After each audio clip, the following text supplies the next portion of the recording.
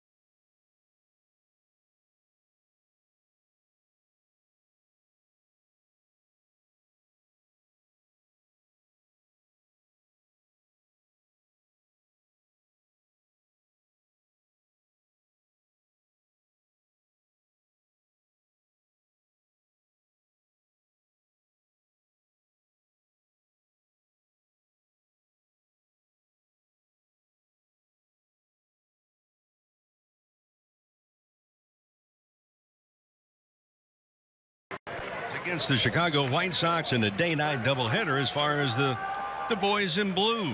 Well, the Dodgers in a hurry to get this one underway take the field about 2 minutes earlier. So welcome aboard. Rick Monday alongside Ned Colletti as we get set to go. And for Alex Wood, the left-hander, injuries last year for the lefty out of University of Georgia. The 6'4" left-hander set to go, delivers, and the first pitch is on the way and it's downstairs. Ball one. For Alex Wood, 14 games, 10 starts last year. 1-4 with an ERA of under 4.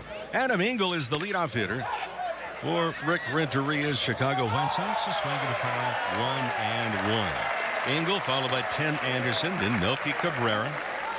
The face, Alex Wood. Wood's 26 years of age. We talked on a pregame show on the radio side about how important it is for Wood to get ahead in the count. Certainly indicative last year as the pitches fouled off in the count 1-2. When Alex Wood went 0-1 in a count last year, just a 182 average against him. But when he fell behind, 1 ball and no strikes from that point on, a 284 average. Lefty set together, hands in front of the chest into the windup. And the pitch, a breaking ball downstairs. 2-2. Big start tonight for Alex Wood, trying to make this club perhaps as a starting pitcher, perhaps out of the bullpen, might be a long man, might be a starter. Tonight will go some distance to tell us what. Wood, the 2-2 on the way. Breaking ball in the dirt, went back-to-back on the hooks. So he's gone from 1-2 to a full count 3-2 to Adam Engel. Engel, kind of an interesting story for the White Sox. He's 25 years of age at a University of Louisville, and he can fly. He had 45 stolen bases in 3 different stops in the minor leagues last year. And what do you do with someone that runs very well? Walking to lead off the ball game. He also had 64 back in 2015. He's a speed and defense guy playing center field tonight.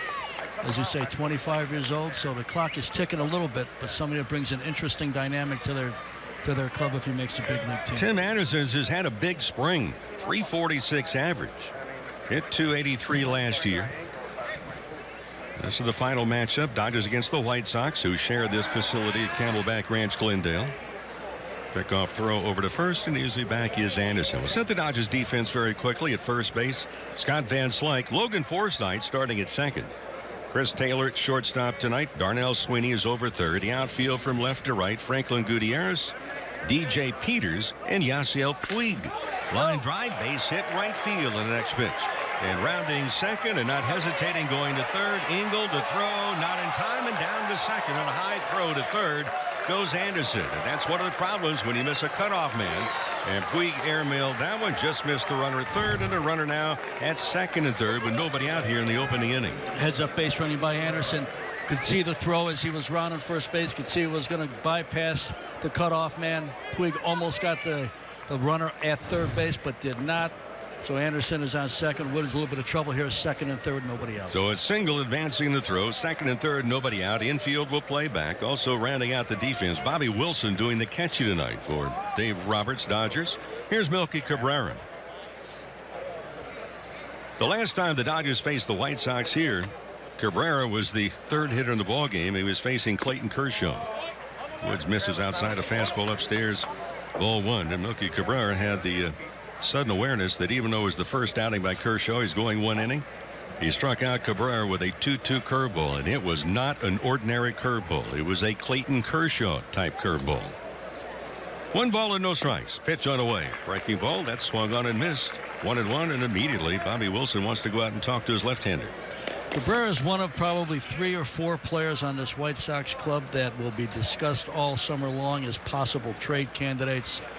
Melky be probably somebody that they would consider moving, along with Robertson, the closer, and a few other guys. They've got an interesting dynamic. They're almost too good to move people, but yet still in a rebuild situation. So interesting summer coming for Rick Hahn. Cabrera out of the Dominican Republic.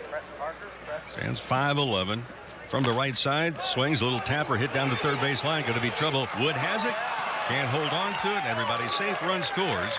And going from second to third on the play is Tim Anderson. On an infield single by Cabrera, it's 1-0 White Sox. Tough play for Wood. Would have had been almost a perfect pickup, perfect exchange, and perfect throw to get Cabrera at first base. It's the White Sox that garner first blood in tonight's ball game. Well, we hope it's been as pleasant wherever you're joining us from as it has been here in the Valley of the Sun the last couple of days. Temperatures have been in the 90s. It's going to go up into the upper 90s over the next couple of days. But it is warming up, and teams are beginning to warm up a little bit. So first and third, there's Avisel Garcia, who's had a very good spring to this point. Boy, I'll say so. A .462 average. Right-handed batter. Garcia 6'4", 240. Wood set, delivers, and it's fouled off and out of play. Like Bobby Wilson had an idea of throwing down to first to try and pick off Cabrera. Garcia was part of a big deal a few years ago to White Sox. Made 3-team deal with Boston and Detroit. And somebody that was a big-time prospect at the time of the deal just has become an average player at this point. White Sox got high hopes still, though. Garcia originally signed with the Tigers. He's out of Venezuela. Wood delivers a breaking ball that misses. 1 ball and 1 strike. For the White Sox, 8 wins, 6 losses, and 1 tie so far in the spring. But they've been on a roll. They've won 7 of the last 11 games that they played.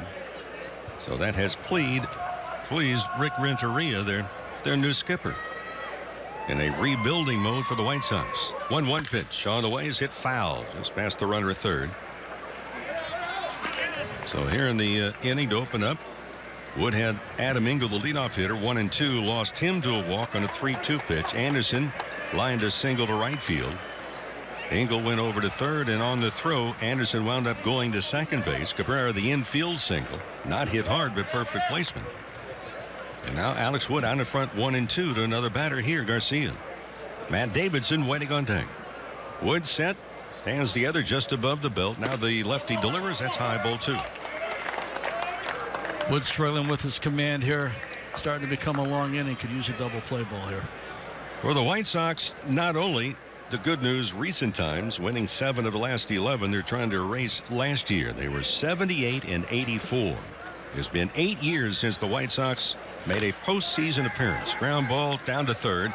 They go to second. They get one. There's no chance over at first base. Runner at third. Anderson holds. So Garcia bounces out. Fielder's choice 5-4. Still runners at first and third with one out. Third baseman batting fifth, number 24, Matt Davidson. Matt Davidson stepping in. Right-handed hitter. This spring hitting at .222. Had 10 home runs last year during the regular season. Davidson out of Yucaipa. He was the Diamondbacks. So you start to look back at the history of some of these players. He was drafted out of high school. Davidson was by the Diamondbacks, and he was their very first pick in 2009. Big guy, 6'3", Wood sent. Runners lead off first and third. There's a strike. Good location outside corner 0-1. Came to the White Sox a few years ago for relief pitcher Addison Reed. In high school, he was a teammate with Taijuan Walker.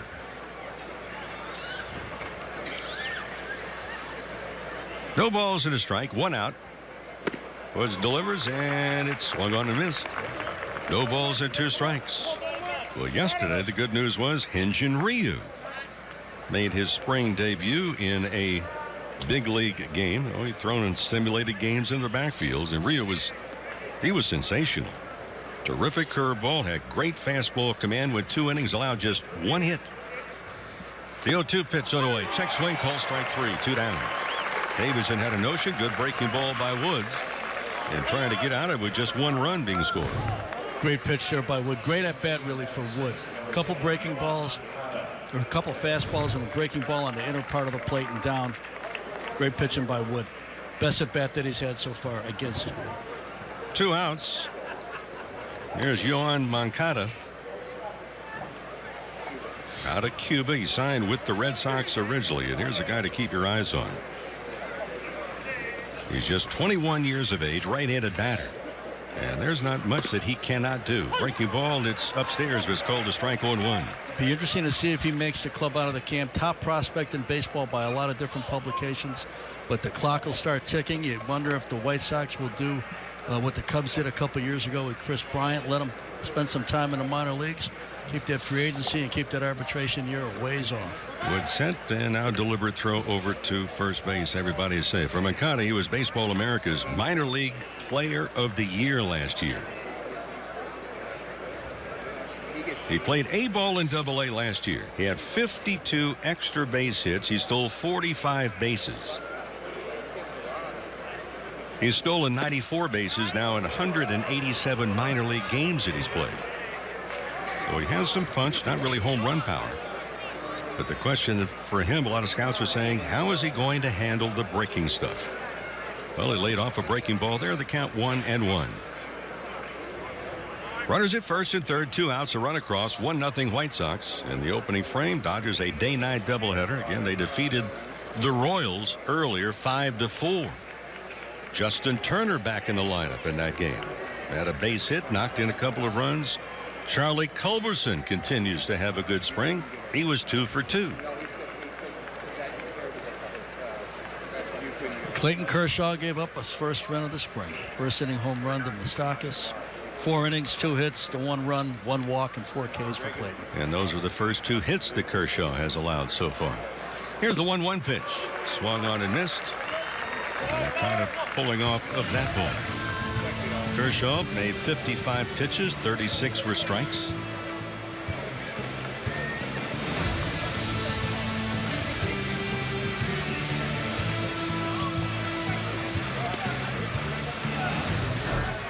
One and 2. Wood delivers, and it's swung on and missed, strike 3. So a couple of base hits, a walk. And for the White Sox, they draw first blood. They put a run on the board, leave a couple of runners. The Dodgers coming on to face Derek Holland.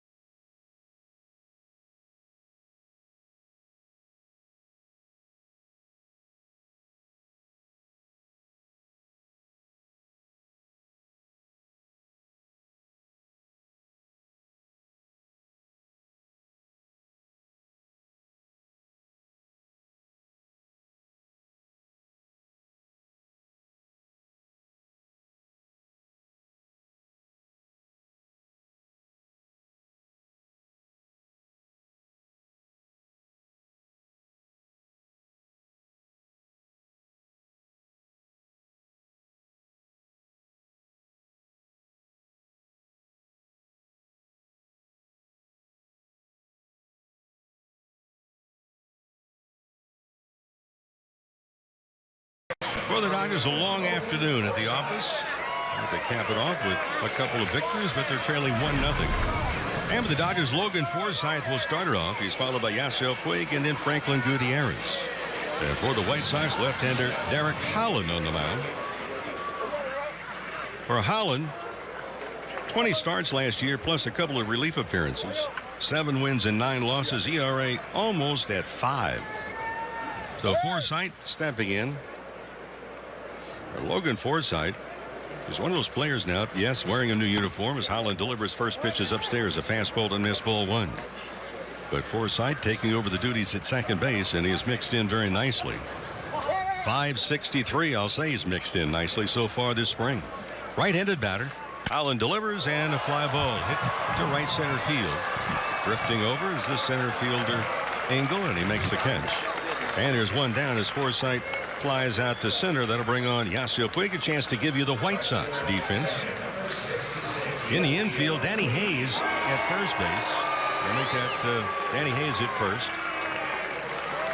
It is Logan Forsythe at second. Tim Anderson playing it short. Over third is Matt Davidson. Melky Cabrera in left. Adam Engel in center.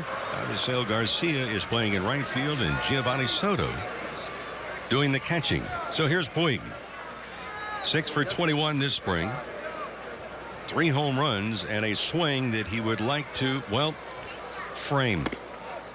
And go to that swing and use it very often. Takes a strike outside corner, 0-1. He's had a very good camp. You got to keep that swing together. You got to keep him consistent and keep his focus. You take this into the regular season for a while, it could be a great year for him. He's knocked in 5 runs. Infield, maybe a step to pull. Holland into the windup. Left-hander's pitch, a check swing, and a strike. As a first base umpire, Gabe Morales. Adam Hamari working the plate, calling the balls and strikes, and Travis Eager is the other umpire, using 3 here tonight. And Puig thought he held up in time. He backs out of the batter's box. And not particularly pleased. He's looking at Adam Hamari, the home plate umpire, but Hamari went for help with Gabe Morales. It was Morales that called it a check swing. So now the count's 0-2. Here comes Holland. And a vicious swing, fouls it straight back, and the count holds. Holland's one of those guys, regular season, get his first seamer up to 94, 95. He used the slider a lot with 2 strikes. Signed by the White Sox in mid-December, $6 million deal after Texas declined an $11 million option. Had a 5-year, $28 million deal he was finishing up. 0-2, breaking ball downstairs, 1-2. Well, Holland gave up more hits than innings pitched last year. 107 innings, 116 hits, served up 15 home runs, but only one of those was to a left-handed batter. Here's the 1-2 to Puig, taken inside just off the plate. Holland thought he had strike 3. Good take there by Yasiel. Holland's only made 35 starts during the last 3 seasons. Somewhat of a disappointing sign. He was 16-5 right before he signed that 5-year deal, and 35-28 since then. Been hurt a lot the last couple of years. Injuries the last 3 years. The 2-2 to Puig. He hammers this one to left field. A sinking line drive, but it's caught. Cabrera is right there, and I've talked about it, Ned, so far in spring training. There are some at-bats that you have as a hitter that you're doing everything correctly. You haven't hit a line drive, it's an out. But from a hitter standpoint, it's a positive result. I like that swing. You know, he's hit the ball to the left field more than he has in the past. You saw a couple home runs the other night. Great pull power. Typically, Yasiel Puig is going the other way. Sometimes right center force power, but we're starting to see him change a little bit, trying to get out in front and using pull power to left field a lot. Franklin Gutierrez, who got off the schneid, he broke an 0-for-19 streak with a home run the opposite way. That was a couple of days ago. Takes downstairs, and they count now 1-0. So Gutierrez with a home run. He's knocked in 3. It's still not been a hit-filled spring for the newest member of this Dodger ball club. He's 1 for 23. Holland into the windup. Here's the 1-0 pitch. Big breaking ball that drops in nicely. A called strike, 1-1. Gutierrez is one of those guys new to the organization at this level. Originally a Dodger many years ago, but somebody you're going to have to really be patient with and trust your scouts for the signing. Shift is on to the left side of the infield. The 1-1 pitch on the way. Gutierrez pulls off that tailing fastball away. 1 ball and 2 strikes. For Holland also last year, very good against lefties. I mentioned just 1 home run of the 15 against lefties, but right-handers hit over 280 against him. Here's the 1-2 to Gutierrez, taken high and outside. 2 balls and 2 strikes, but for Holland, he really struggled. And the reason, well, if you could answer why, you'd be onto something. He was 5-2 at home, but 2-7 on the road, and his ERA on the road over 6. So trying to improve upon that this year and stay healthy. The 2-2 pitch is hit foul. We'll do it again. Back in 2014, he suffered a knee injury, required surgery, put him on a 60-day L. Got hurt playing with his dog at home. Had to be a nice phone call to the general manager and the manager, I'm sure. Oh, when you have animal control, call your boss and say, look, there was an injury. It's probably not a pleasant conversation. Here's the 2-2. Cole strike 3, came in with a breaking ball. So Gutierrez down on strikes. No runs, no hits, no errors. One loud out off the bat of Yasiel Puig. A line drive, a sinking line drive to left field. Nothing to show for it. Holland gets out of it. We go to the second. 1-0 White Sox.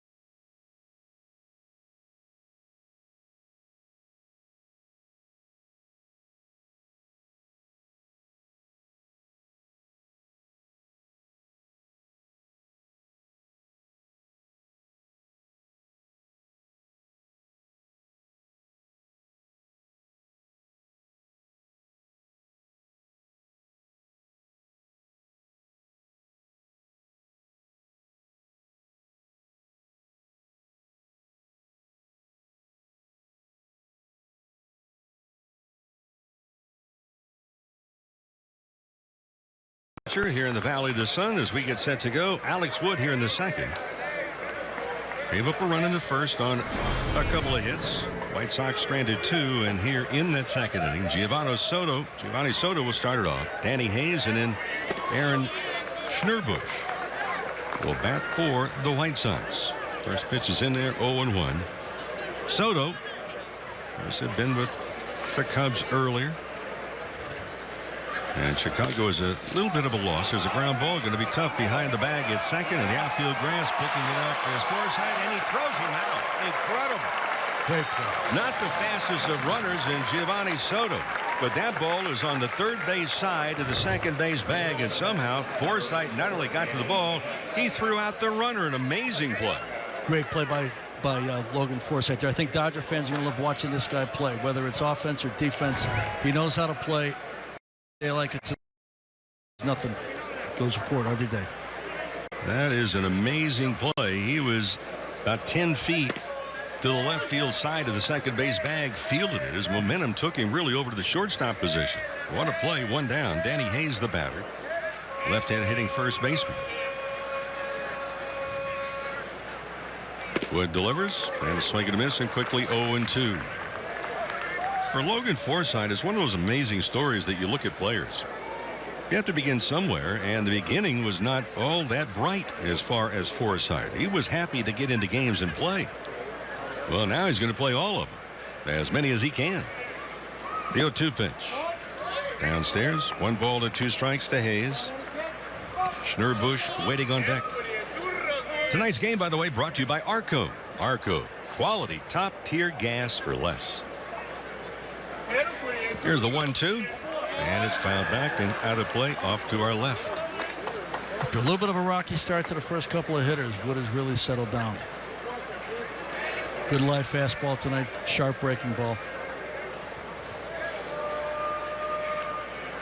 Infield to pull. Here's Alex Wood. Delivers. Line drive into center field. And that's going to drop in for the base hit. DJ Peters is playing in center field tonight. And this the second game of a day-night doubleheader for the Dodgers squad. Third hit for the White Sox. One out. Here's Aaron Schnurbush, the designated hitter, left-handed batter. He's a big guy, 6'5". 28th round selection last year by the White Sox out of the University of Pittsburgh. Big time power. Open stance for Schnurbush. Wood delivers at a fastball that's inside and high. You were talking about crazy injuries, and how do you make that call to your general manager? So sorry, I can't pitch. I was bitten by my dog. There have been some strange and odd injuries in baseball over the years. Throw over to first, easily back is Hayes. I'd almost rather have him make something up than have him tell me that the dog. Well, you know that put was him not on made up when I called. No. I'd rather have him make something up. That'd be tough to take. There have been players injured, going to the disabled list. Injured while putting on socks. The 1-0 on the way. Late swing and a foul at the top of the Dodgers third base dugout. 1 ball and 1 strike. It was the utility infielder Randy Johnson with Atlanta one year. Dislocated a thumb putting on his socks. Spent 6 weeks on the disabled list. But my favorite, you go back away, Red Sox rookie pitcher Clarence Bethan. Thought he looked meaner without his false teeth when he was pitching. Yep, you're ahead of me. Here's the 1-1. Ground ball slowly hit to shortstop. Could be hard to get to. They go to second, and Forsythe turns that one over. What an inning that Logan Forsythe had. Got a couple of outs, did it very nicely in the middle of that double play. They go 6-4-3, a base hit, and nobody left. Talk about more about Logan Forsythe and also about Clarence Bethan removing his false teeth when we come back. 1-0 Chicago.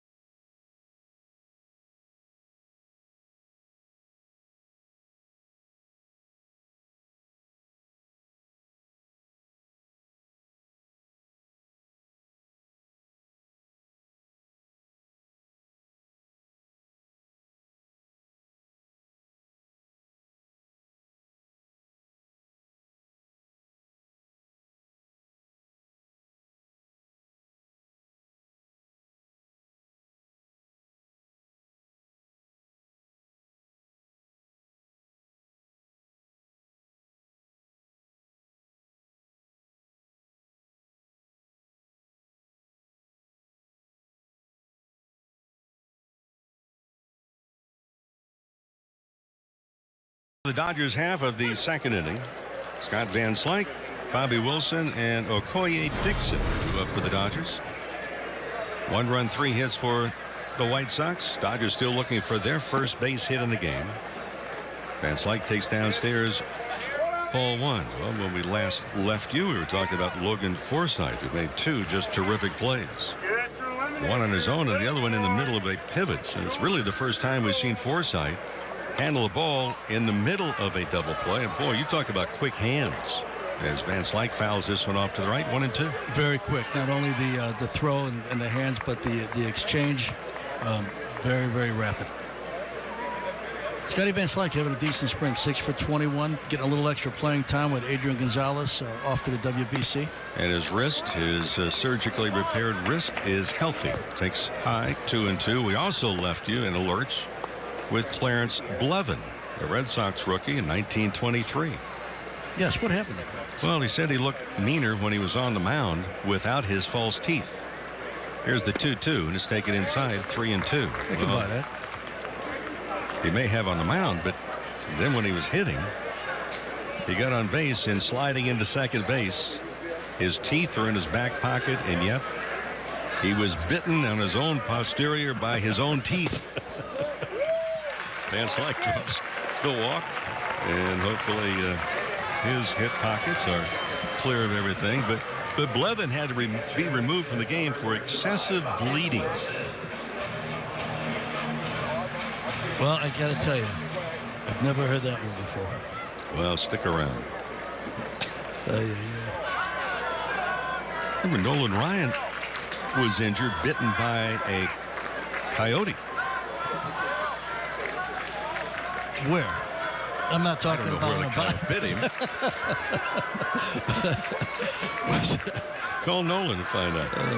Here's Bobby Wilson doing the catching, 2 for 13, right-handed hitter. Van Slyke being held over at first by Hayes, and a pickoff is errant, but not far enough for Van Slyke to go to second base. And Danny Hayes able to get a glove partially on that one. Bobby Wilson battling Austin Barnes a little bit for the backup catching spot behind Yasmani Grandal, 2 for 13 thus far this spring. He can go to the minor leagues, and he does have an out inside the season, but not at the outset of spring training, not at the end of his spring training. Wilson waiting, and here's a pitch. Here's a high drive to left field. Oh, did he get it? This one is back. Forget it. It's gone.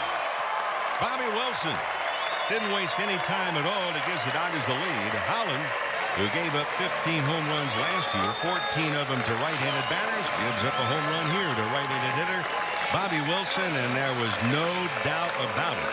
2-1 Dodgers. Lucky Cabrera just looked up and watched it go over his head, way back over the bullpen near Camelback Ranch. That was up near the picnic area. A 2-run blast. The Dodgers are on the board. They have the lead. Still nobody out here in the second. Okoye Dixon, 2 for 13, is the hitter. So for Holland, trying to stay healthy this year. It's going to be a rebuilding year for the White Sox. Misses down low to Dixon. Ball 1-0. Okoye has a home run. He's knocked in 3, and last year AAA, a big year. 18 home runs in the same time. The average at 328. Holland delivers, and that's upstairs. 2 balls and no strikes. Well, the Valley of the Sun, Camelback Ranch has been busy. It has been packed, had sellouts each of the last 2 days. And a terrific crowd on hand tonight. 2-0 pitch. Good swing and a foul back. Dodgers tomorrow will go to Tempe. 3 miles from the campus of Arizona State University. Got to get that plug in. Kenta Maeda will go tomorrow against the Angels in Ricky Nolasco.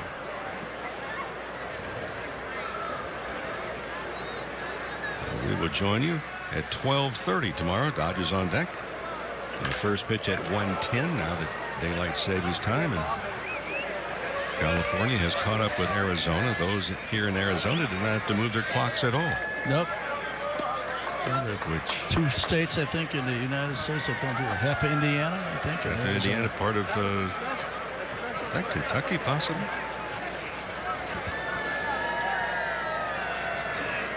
Two balls and 2 strikes to Dixon. Chris Taylor waiting on deck. Here's the pitch on the way, and it's high. And a full 3-2. Going back to the White Sox for a minute, and Rick Hahn, the general manager, his upcoming summer, he's got Quintana, perhaps available, one of the better pitchers in the American League. Robertson, a closer. Todd Frazier, third baseman. A lot of power, a lot of strikeouts, though. The payoff pitch is fouled off. Count holds at 3-2 to Dixon. And maybe Holland, too. He's got a 1-year deal. Rick Hahn has got a is developing a very good farm system and a rare rebuild for the White Sox. They have a bunch of chips to be moving as the summer gets underway. Well, they made a lot of changes during the offseason.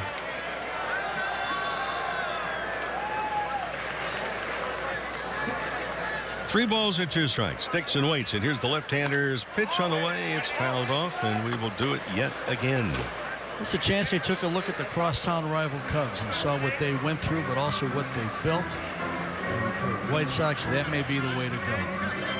Well, the White Sox got a boatload of talent, with something we can talk about as we continue in this ball game. So their minor league system has gone from, well, absent without leave to something that's now being recognized. 3-2 pitch on the way. Swung on and missed on a breaking ball, and that's the first out of the inning. It's a reminder, AM/PM is now the official convenience store of the Dodgers. AM/PM, too much good stuff.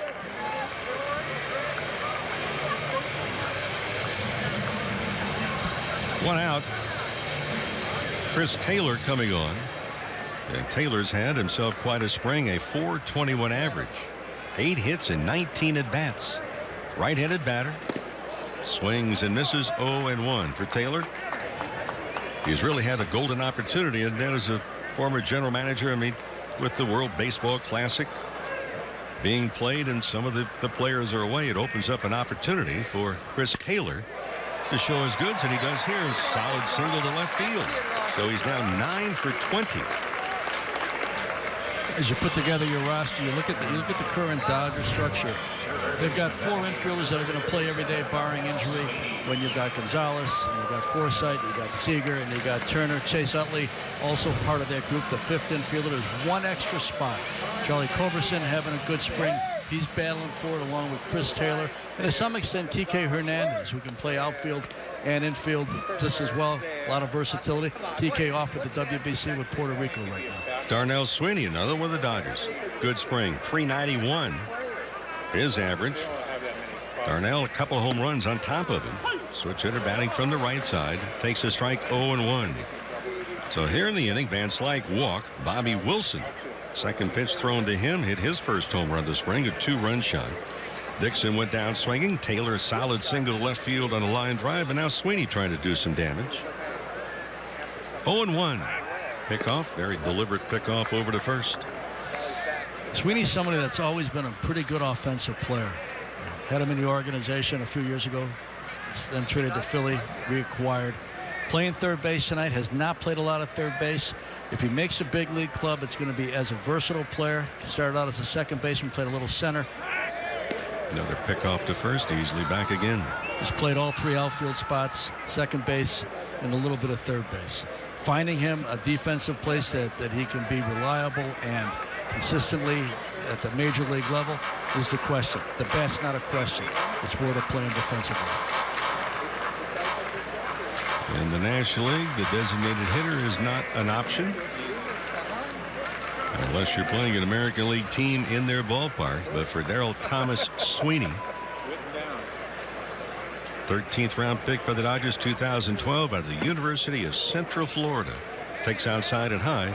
1 ball and 1 strike. Runner at first, 1 out. Couple of runs in for the Dodgers. They lead it 2-1. Bottom of the second.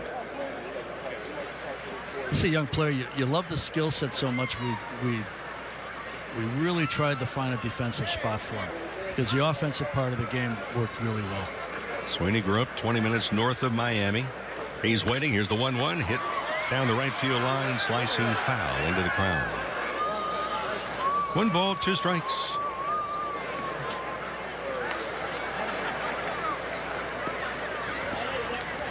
And Sweeney comes back to the Dodgers. Remember, he was involved in that deal when Utley came to the Dodgers from Philly. But then the Phillies traded Sweeney and Darren Ruff to the Dodgers. Well, Ruff has moved on. He's playing in Korea. And Howie Kendrick went the other way. Howie Kendricks went the other way as well. Foul back in the count, 1-2. When you talk to Sweeney, he'll tell you he learned a shorter path to get the barrel of the bat to the ball. Now that's maybe a lot of gobbledygook for those that don't pick up a bat and try and hit a baseball.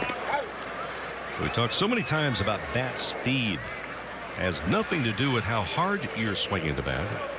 Bat speed is exactly what Sweeney has now discovered.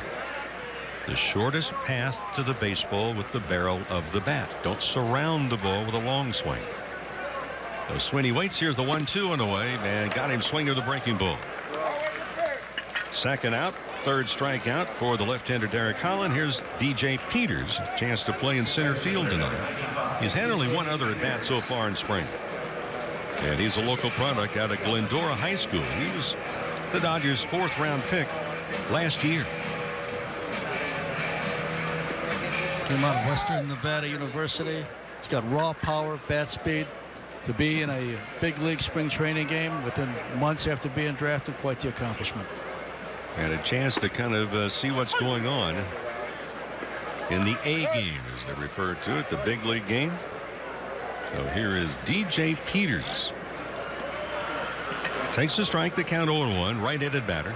Waiting on deck, the leadoff hitter, Logan Forsythe. Short lead at first, Taylor being held. Holland set at the belt. And the left-hander kicks and fires. The pitch is fouled back. Pretty good rip. 2 balls and 2 strikes.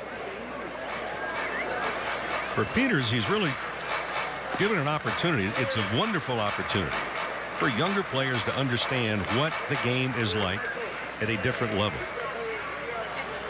These players normally learn when you go from A ball to AA to AAA and then to the big leagues. The game at every level gets faster. 0-2. Fouled off and out of play. It's a great opportunity for a young player. Your manager, Dave Roberts, his coaching staff are getting a chance to see him. Chances are that maybe they'd spend a little bit of time on the minor league side otherwise and get a chance to know some of the players. But the greater chance is that unless you're playing in a game that they're managing and coaching, they're not going to know who you are unless you're a top pick, #1, 1st rounder. Peters waiting. And Holland delivers, and it's fouled back. We will do it again. But for a younger player, I mean, you get the jitters. Oh, this is a game that not too many records are going to be kept. Well, what did he do on such and such date in spring training? But you get your feet wet. And you feel, as a younger player, that you're also a bigger part of the organization that you may have thought you were.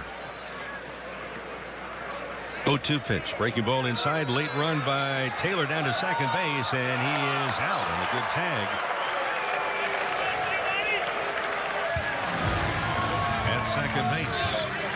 Well, tried the delayed steal. It did not work. But the Dodgers cash in a couple of runs. A leadoff walk, and then Bobby Wilson hit his first home run of the spring. A 2-run shot. Dodgers did not leave a runner on base. Through 2 innings of play on the board, Dodgers 2, White Sox 1.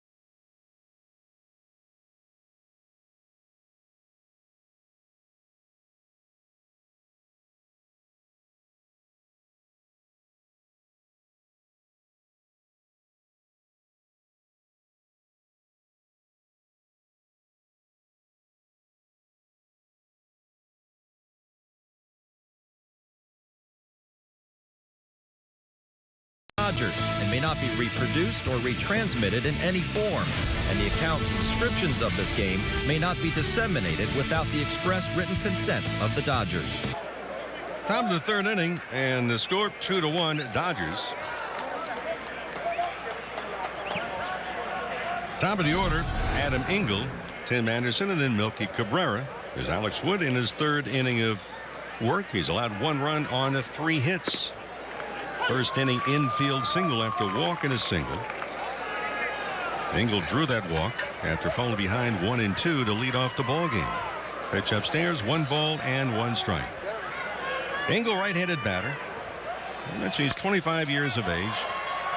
Hits it up into the air, coming over to foul territory. Van Slyke in front of the White Sox dugout. And there's 1 down here. As a reminder, season tickets for this year. They're available right now for a limited time only. So you can enjoy inclusive benefits and great savings starting as low as $13 per game, or for greater flexibility while enjoying exciting matchups and promotional nights, purchase a mini plan. Like more information, it's real simple. Just go online, Dodgers.com/season tickets. Alex Wood kicks and fires. And it's a strike 0-1. He's had good life tonight on the fastball. And he was getting ahead in that first inning and then fell behind, issued a walk and a base hit with 2 strikes, but he's come right back, rapid firing, and very quickly now it's 0-2. And again for Wood, that's the key. Last year, 182 average against him when he went 0-1 in a count. They fell behind 1-0 after that point, 284. An abbreviated windup and a pitch. Wood thought he had strike 3, but not called. 1 ball to 2 strikes. Anderson, one of the top prospects for the White Sox, a little prone to the strikeout. 117 strikeouts last year, just 13 walks. 1-2, and that's in 431 plate appearances. You wind up with barely a dozen walks. That's the description of a free swinger. Oh yeah, 306 on base percentage. Gonna have to be better than that. 2-2 pitch. Hit on the ground to the right side. Forsythe is there. Throws, and they're 2 down. So now going 4-3. Melky Cabrera, who knocked in the run for the White Sox, an infield single down the third baseline. Alex Wood went over to try and make the play. He picked up the ball, and even if he had held on to it, really had no chance to get the runner at first base.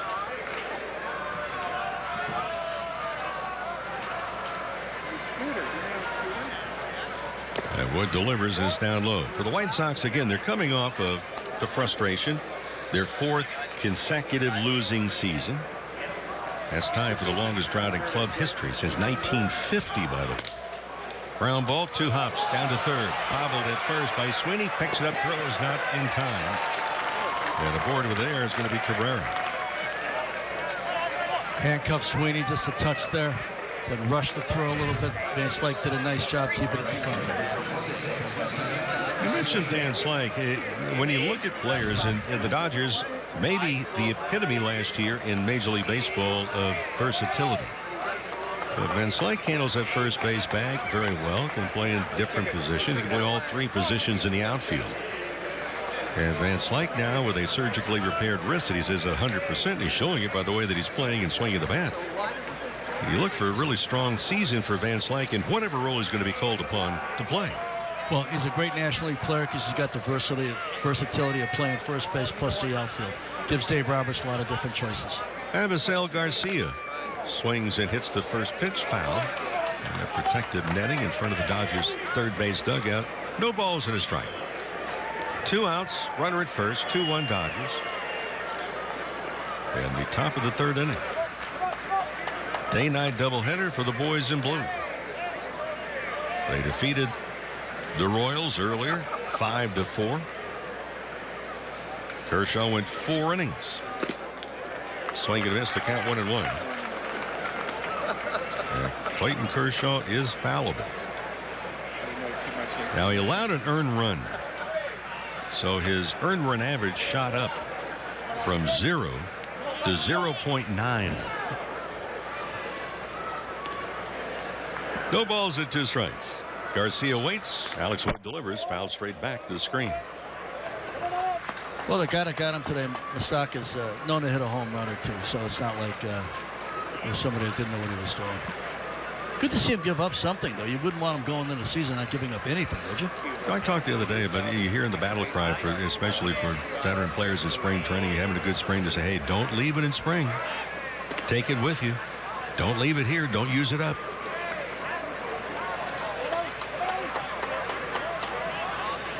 As if there's a bank that you could deposit base hits and then withdraw during the regular season. Doesn't work. Wood set. Here's the 0-2. Hit foul again against the netting of the Dodgers dugout. 0-2 pitch, did not waste it. Tried to come inside there and tried to get him out on 3 pitches. Not always easy to do.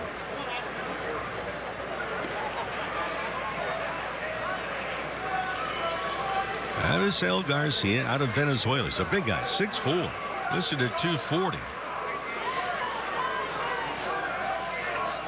And yet he is not really what you would list as a home run hitter. 0-2 pitch, breaking ball down low. Moving nicely behind that plate to keep the ball in front of him. Bobby Wilson kept it in front before it bounced into the ground. So Garcia been with the Tigers.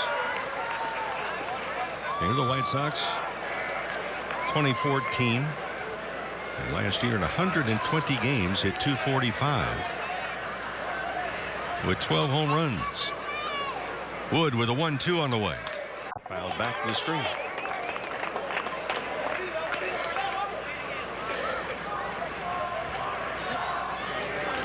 Pitch number 47 coming up for Alex Wood. Been pretty effective tonight after a little bit of a rough start. The first couple of 3 hitters.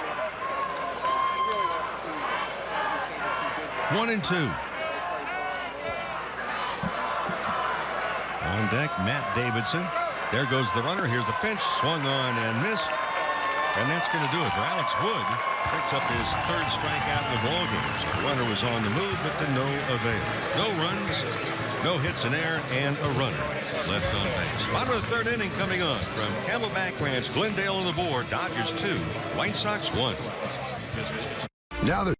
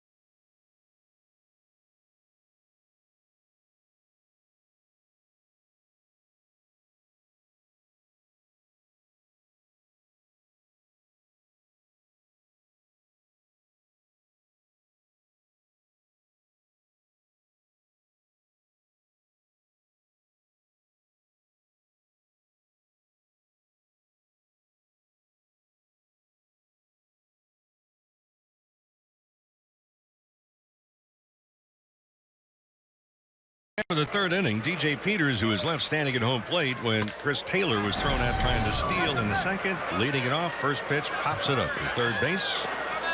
And under it, making the catch just in foul territory, is Matt Davidson. So there's 1 down. Peters fouls out again for Peters out of Glendora High School. A chance to play with the big guys tonight. 1 out. Here's Logan Forsythe. 0 for 1, flied out to center. Well, Team USA in the World Baseball Classic shut out Canada 8-0. So Canada has been eliminated from the WBC. The United States now will be joining Team Dominican Republic, advancing to the next round. It was a great game today between Colombia and the Dominican Republic. But Colombia almost beat them. Swinging a foul, and the count 0-2. Puerto Rico advanced to the Pool D undefeated. They took down Team Italy today. Now their third victory.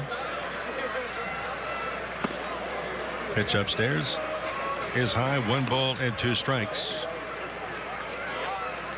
It's been great for baseball to see the enthusiasm of the fans and the enthusiasm of the players in the WBC. Great games, great enthusiasm. You can see a lot of passion, a lot of pride. And the next pitch to Forsythe is upstairs 2-2. Well, there's going to be some detractors and say, well, you're risking injuries. And Ian Desmond, by the way, was injured during a regular Cactus League game today. Hit on the hand, fractured left hand. So it doesn't matter where you are. I mean, if you're hit by a pitch, or should have been at the WBC, maybe wouldn't have got hurt, right? Well, you never know. And yet there's an injury. There's a Perez, the catcher with the Royals, injured in a tag by Drew Butera, who's a teammate of his in the States, but they're playing on different teams in a WBC, a collision at home plate. And it could have been avoided, but quite frankly, it was not very good technique by the catcher who was injured. Well, maybe Butera gets more playing time going forward. Now, he knocked out his competition. You never know. Get more playing time by taking out a teammate in the WBC. I doubt if it was premeditated. No, it was not. Butera tried his best to really avoid any serious contact. Here's the 2-2 to Forsythe. It's up underneath the hands, raises the hands, and he takes it inside. Count full 3-2. In the last WBC, Hanley Ramirez was with the Dodgers, played third base for the Dominican Republic, and with about 4 innings to go in a championship game, dove and broke a finger. And took him about 2.5 months to get back. Forsythe trying to get aboard. Here's the payoff pitch. 3-2 on the way. It's hit to left field. Hit well, but it's going to be playable. Cabrera is there, makes the catch. 2 down. Let's pause here. 10 seconds for station identification all along the Dodgers radio network.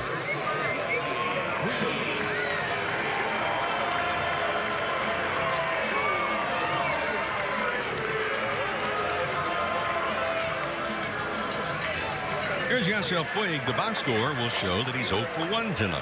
The box score does not come close to explaining. He hit a rocket to left field.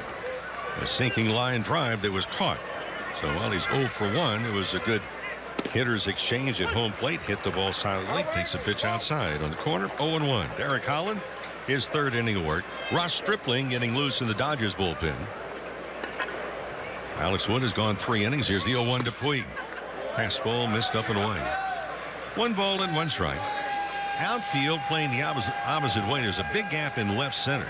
The infield, maybe a step to pull. A little bit more than a step on the right side. First base and second base. They're really around to pull. 1-1 pitch. Outside and low, 2 balls and a strike. Dodgers coming in tonight hit 7 home runs over the last 2 days. Well, they did not hit one in that game against the Royals, but they won it 5-4. But they've hit one tonight. That was by Bobby Wilson. And Puig doesn't miss in the count. 2-2. Way out in front of that one. Well, for Yasiel Puig, the new stance, the new approach. But the question is going to be, does he make the adjustment to the off-speed pitch and the curveballs? That gave him problems last year. Here's the 2-2 on the way. Breaking ball down low, and the count full 3-2.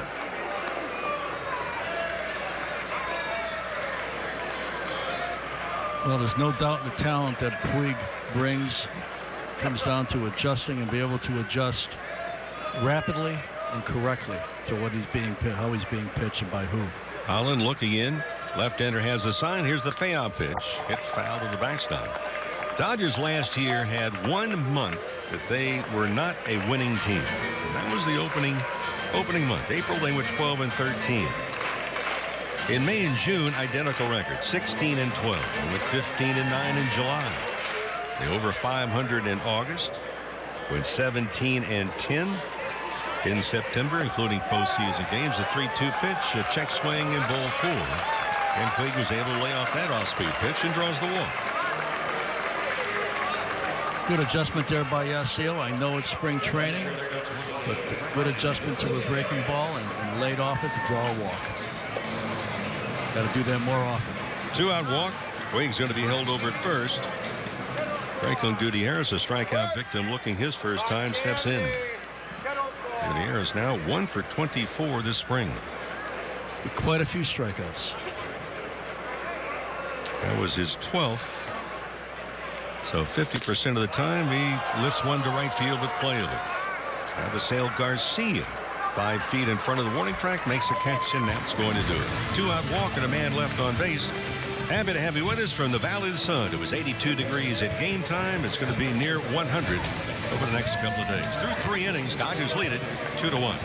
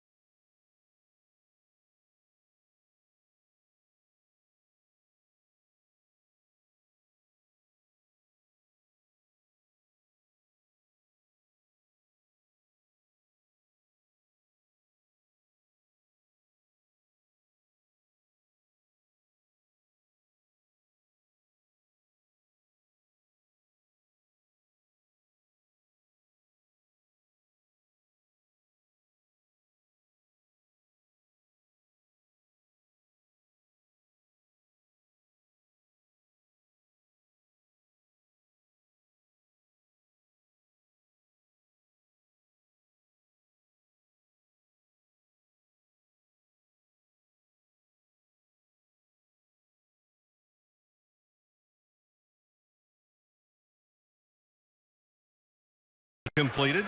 It goes the first 3 innings, 1 run on 3 hits, had a double play ball, struck out 3, and they turn it over to right-hander Ross Stripling. 22 games a year ago. 5-9 of the record. He's going back and forth between a starter. Remember that first start that he had? Came close to a no-hitter. That was against the Giants. So Stripling in there this spring. He's worked 4 innings.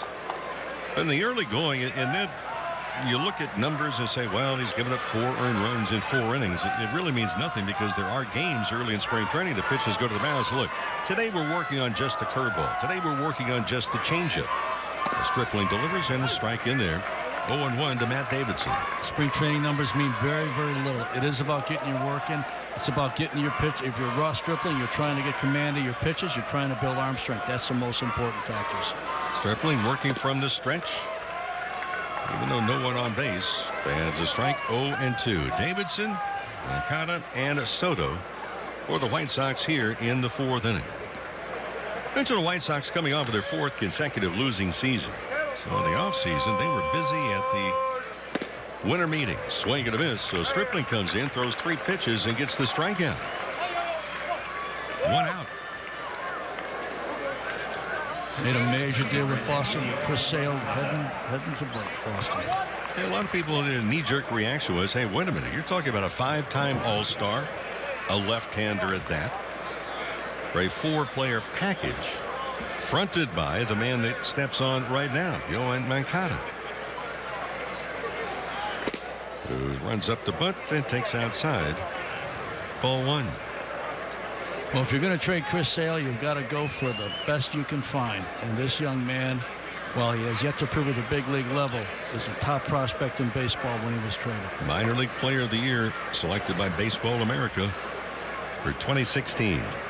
From the left side, he kind of swings and misses. Bottom dropped out of that pitch. 1 ball and 1 strike.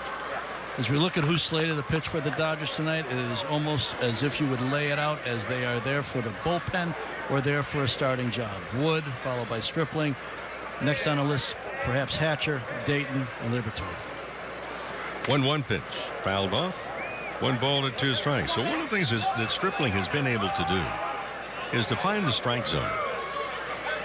He's not a guy that's going to throw it 100 miles an hour past you. But he's shown really good savvy. And the other thing is a quality that I don't know how you can possibly teach it. And that's while you're pitching, observe the reaction of the hitters. The 1-2 on the way. Swing and a miss. Back-to-back strikeouts. Good high fastball there. Not a bad way. And just give hitters different eyesights. In other words, not all down, not all up.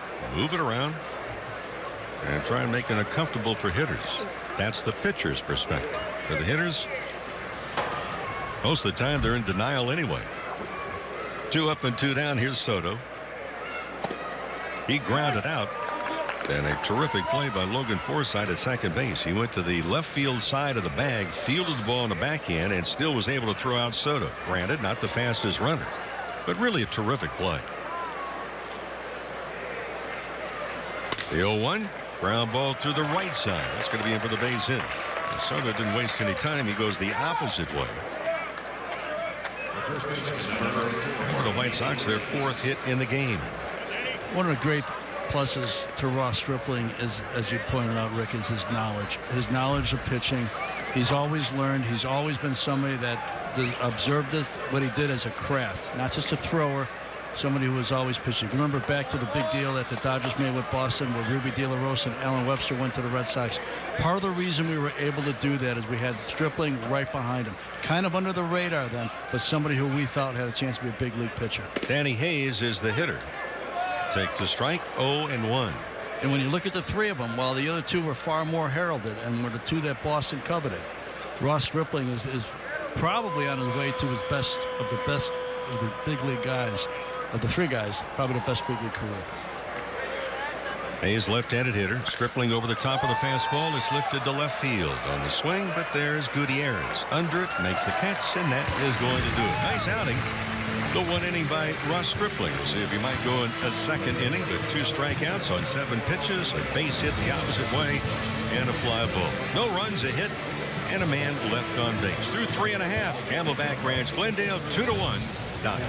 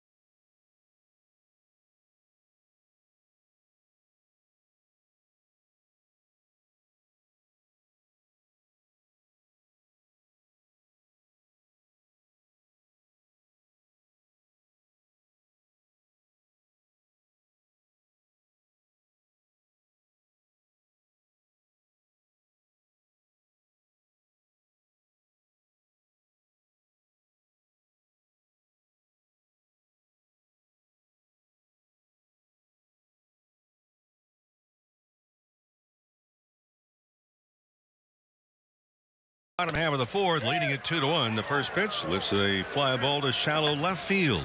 Waiting for it, Melky Cabrera with 1 pitch. There was 1 down here. In the fourth inning, Bobby Wilson will be the batter. Boy, you can see the best baseball players in the world chase a title for their country when the World Baseball Classic returns to Dodger Stadium on March 20th through the 22nd. Now, you'd like more information and how to purchase tickets, just visit Dodgers.com/WBC. You talk about international excitement. That's exactly what we've seen, including a game that ended about an hour ago as the United States team shut out Canada 8-0. So now the United States and the Dominican Republic from their bracket advance to the second round. It'll take place in San Diego. It's a line drive off the glove of the third baseman Davidson off the bat of Bobby Wilson. So Wilson's had a home run and scored the 2 runs. The Dodgers overcame a 1-0 deficit and a solid single here. Bobby Wilson double up his spring training hit total tonight. Home run, single there. Had come in 2 for 13. A little bit better batting average after tonight. Other WBC games, in case you missed them, Puerto Rico got past Team Italy 9-3. So Puerto Rico advances second round in San Diego. The Dominican Republic 10-3 over Colombia. That was a final in 11 innings. Yeah, 11. It was 10-3. It was a great game, though. Wow. Jose Batista threw out a runner with 2 outs in the 9th inning. Had he scored, Colombia wins that game. Okoye Dixon, first pitch, swing and a miss. Japan got past the Netherlands 8-6. Final in 11 innings. That was played in Tokyo. And in progress right now, Team Mexico leading Venezuela 5-0. That game's in Mexico City.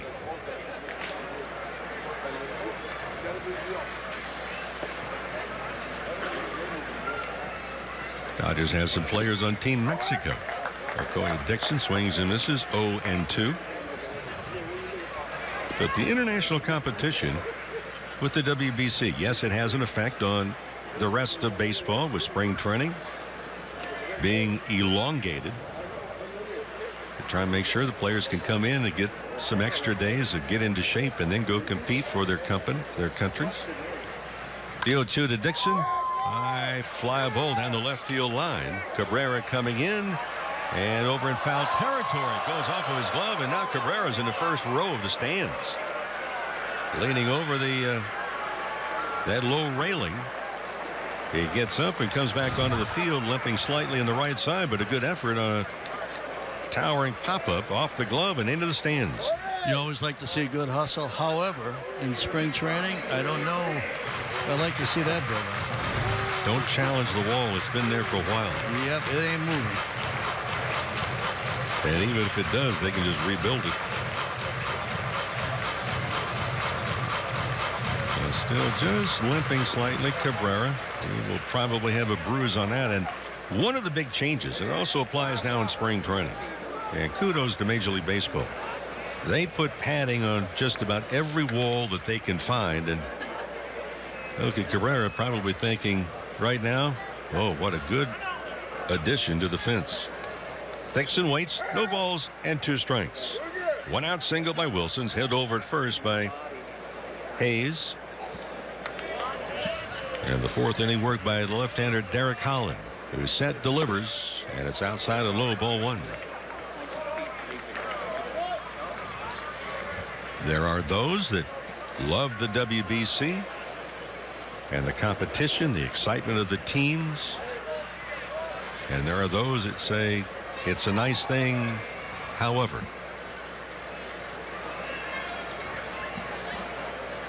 You ask the players that are participating in it, they're having the times of their life. Here's the 1-2 to Dixon. Taken way inside. Somehow it missed him. 2 balls, 2 strikes. I think it's a very powerful tournament to grow the game internationally. You've got winter ball in the Latin American countries. I'm not sure how many people from the States pay attention to that. But I think that this puts the focus on baseball. It does interrupt your spring a little bit. I've been through a couple of them, and it's not the easiest thing to get through. But when you look at the overall effect to it, I think it's tremendous for the game. Dixon holds the bat high over the shoulder. Here's the 2-2 pitch. Swung on and missed, strike 3. Second time that Dixon has gone down on strikes tonight. 4 punch outs for Derek Holland. Second out of the inning for Chris Taylor. Watch that game today from Miami with Colombia and the Dominican Republic. I'm not sure I've seen that ballpark more lively than I did today. And I think that's a tribute to this tournament and the passion of both the countries.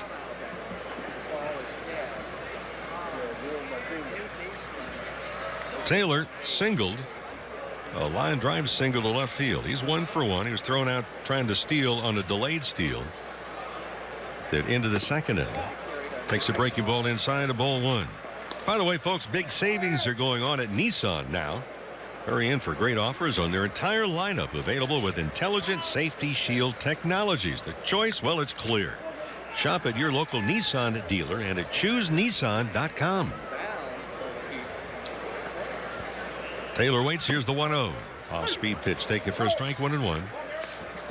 So Derek Holland trying to improve upon that record from last year. Oh, he was 7-9, ERA almost at 5.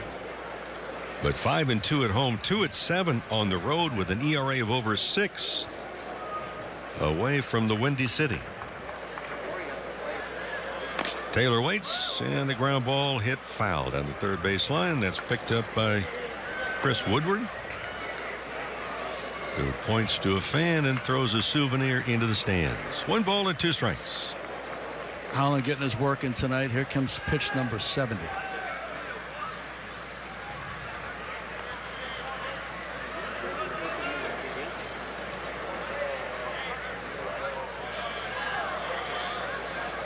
One and 2. Wilson short lead at first base. Pitch in the dirt. Nice stop by Giovanni Soto. 2 balls and 2 strikes. Getting back to the WBC, watching some of the teams celebrate at the end of games, especially those heart-wrenching games. I mean, you talk about a celebration. Oh, yeah. My goodness.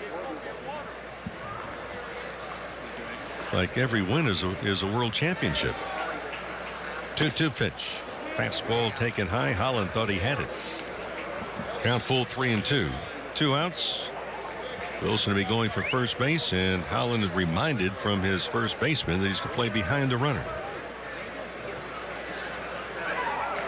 Outfield and infield straight away. Taylor trying to get aboard. Darnell Sweeney on deck. 2-1 Dodgers, bottom half of the 4th. Here's the pitch. There goes the runners. Taken inside, ball 4. Third walk that Holland has issued. And Rick Renteria has seen enough. The pitch count has mounted. And Renteria, in his first year at the big league level, has already pointed the bullpen, and we are going to have a pitching change. We'll step aside. Bottom of the 4th. Dodgers a couple of runners on base. 2-1 over the White Sox. Back from Camelback Ranch, Glendale, right after this.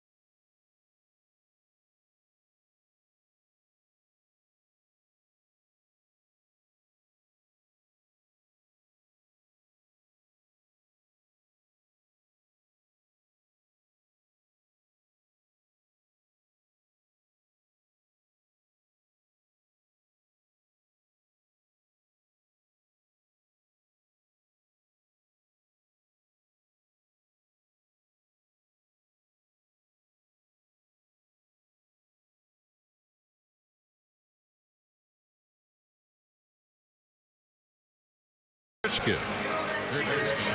Coming out of the bullpen, the right-hander, big guy, 6'5", 200 pounds. He was a White Sox second-round pick, 2010, out of Indiana State University. So 9 games last year, ERA of 4.5 this spring. He's worked 3 2/3, giving up just 1 earned run, but for Petrichka, trying to stay healthy and coming off, he's had Tommy John surgery. And each of the last 2 years, he has wound up on the disabled list. Right hip impingement a season ago. So inherits runners at first and second, 2 outs. Here in the 4th inning, 2-1 Dodgers. Darnell Sweeney is the batter. Sweeney turns around and bats from the left side. Petrichka, the right-hander, delivers, and a strike 0-1.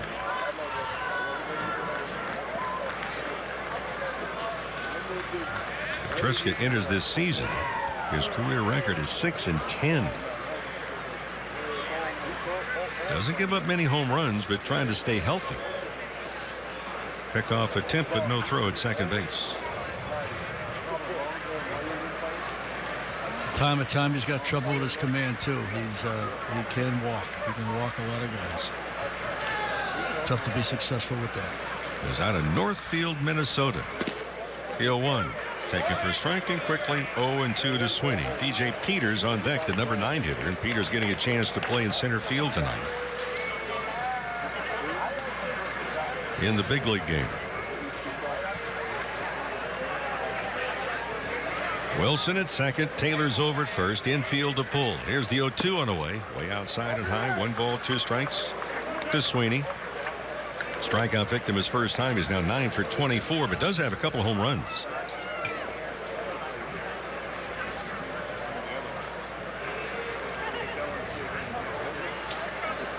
This is really Sweeney's first spring to make an impact with Dave Roberts too. He was in Philadelphia last spring. 1 ball, 2 strikes. A pickoff attempt to shortstop coming over. Tim Anderson, but no throw from Petrichka. Petrichka, you first look at it and say, well, you pronounce it differently. It's spelled Petrichka, but it's pronounced Petrichka, as if there is a CH in there. 1-2 the count. The pitch on the way. Swung on and missed, strike 3. And that will do it. Don't know where you are, but here at Camelback Ranch, Glendale, high above the left field foul pole is a big, bright moon. Actually, it's 2-1. We head to the 5th.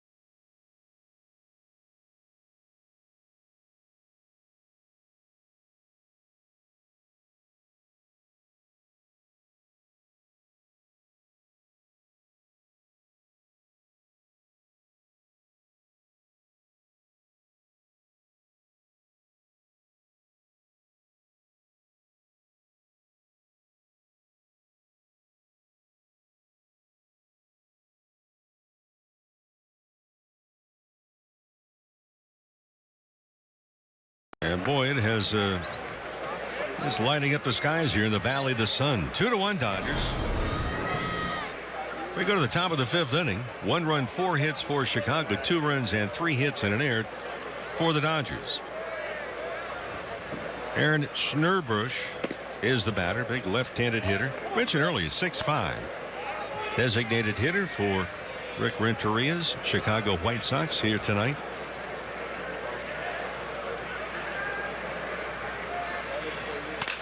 And Stripling in his second inning of work delivers an off the end of the bat slow roll to the second. Forsythe handles that one very efficiently, and there's one down. 4-3 on the put out. And here's the top of the order, Adam Engel. Well, it's truck month, and you can make a strong decision. Get to your local Chevy dealer and choose the Silverado that's right for you. Chevrolet, find new roads. The Stripling in the fourth inning relieved Alex Wood, who worked the first three. Stripling struck out 2 batters on 7 pitches. An opposite field base hit, and then a fly ball to left. So the right-hander trying to stay healthy and wonder what role that he's served, but maybe the answer, he's already aware of that because he's working from the stretch with every pitch that he's thrown. Gets the strike, 1-1. We saw Rick Renteria go out and make a pitching change last inning. He and Dodgers manager Dave Roberts coached together in San Diego for 3 seasons, and Dave actually replaced Renteria twice as he kept moving up the coaching hierarchy in San Diego. Line drive right into the glove of Forsythe at second base. Second out of the inning. Two good baseball men, spent a lot of time together, and probably learned a lot from each other. And great respect for one another as well. 2 up and 2 down. Tim Anderson, the shortstop. He's 1 for 2. He has one of the 4 hits for Chicago. And for Thomas Ross Stripling, trying to register his second inning of work tonight. Swinging a foul off to the right, out of play. You go back to the last WBC. Team Mexico's manager was Renteria. And the next year he managed the Cubs 73 and 89 season. A lot of great young players, but they weren't ready quite yet to be a successful club. Joe Madden became available when Andrew Friedman left Tampa. And Renteria was fired with a few years left on his contract and replaced by Madden. Yeah, Renteria, as the ball's outside, 1 ball and 1 strike to Anderson. Wasn't it Renteria did not do a good job? It's not that ownership didn't like what he was doing. Came to the fact that they wanted Madden. Yep. So thank you very much, Rick Renteria. You'll be hearing from us on the 1st and 15th of every month. And for Renteria, he's one of those guys you list, and you hear the connotation many times. A great baseball guy. The 1-2 pitch on the way. You know, he's also somebody, when you look at his career, he spent a lot of time in franchises, coaching with teams that were kind of on the lower end of payrolls that really had to develop their young talent. And you look at where the White Sox are going, that's the same thing that's going to happen here. Not that they're on the bottom of the payroll scale, but that they are going to have to develop a lot of young players. 2-2 by Stripling, a line drive to right field. Coming on, and can't make the catch. Yasiel Puig. Really an impossible attempt to make that catch. A sliding backhand attempt by Puig. Really had no chance at all. Keeps the ball in front of him, and Anderson's aboard with a 2-out single. Almost a dangerous play there.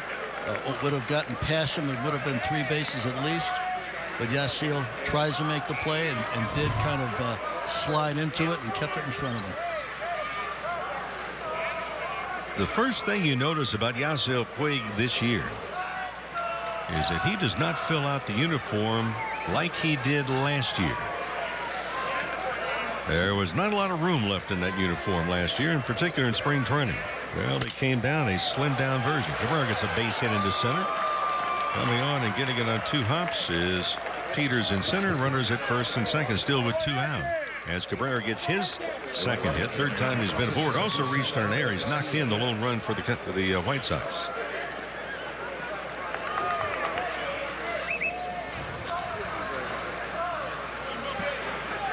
Avisel Garcia steps in 0 for 2. Dodger bullpen quiet right now. Probably going to let Strip finish this inning. Well, Stripling grew up in the Dallas suburbs. He played baseball, basketball, and football, and didn't really concentrate on baseball until he fractured a kneecap playing basketball in high school. That's when he was put into a cast, and he just went on the mound and he said, "Hey, I got a broken leg." Baseball coach says, "Look, we're going to keep you busy by charting pitches during the preseason scrimmages." He goes, "But I got bored. I started messing around on the mound a little bit, even though he was in a cast." And that's when he decided to, you know what, I'm going to concentrate on baseball. He was a shortstop in high school, but with a cast, he said the only thing he could do was just kind of pretend he was a pitcher with a cast on. Breaking ball outside, 1-0 to Avisel Garcia, who has hit a ton in the spring. We mentioned when he first came on, the first at bat, .462 average in spring. He's 0 for 2 tonight. Right-handed batter. Anderson leading off at second. Cabrera's over at first. Outfield, median depth straight away. And Stripling delivers outside. 2 balls, no strikes. Stripling then went on to Texas A&M, and his roommate was Michael Wacha, St. Louis Cardinal, who was taken 1 pick after the Dodgers selected Corey Seager. And Stripling to A&M. His father and his uncle attended A&M, as did his grandfather. Fastball inside. The count now 3-0. So Stripling, he didn't go and major in lunch. No, he has a degree in finance. He knows his stuff too. You sit around a clubhouse and talk to him, checking into the market. He's got a very good feel for investing and taking care of everything he earns.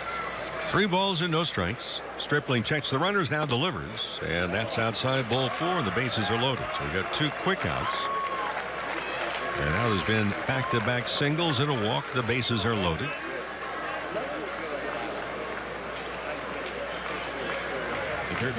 Van Slyke runs in quickly to the mound, says something, and that goes back to first, and that now allows Rick Honeycutt, the pitching coach, to come out.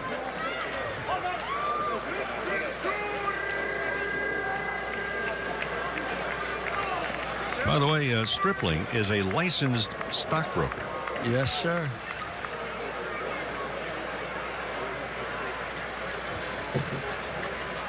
So what did he do with his degree? And then he went on to become a licensed stockbroker. So with his signing bonus, he invested in Facebook, Under Armour, and Apple. Hey now. Hey now.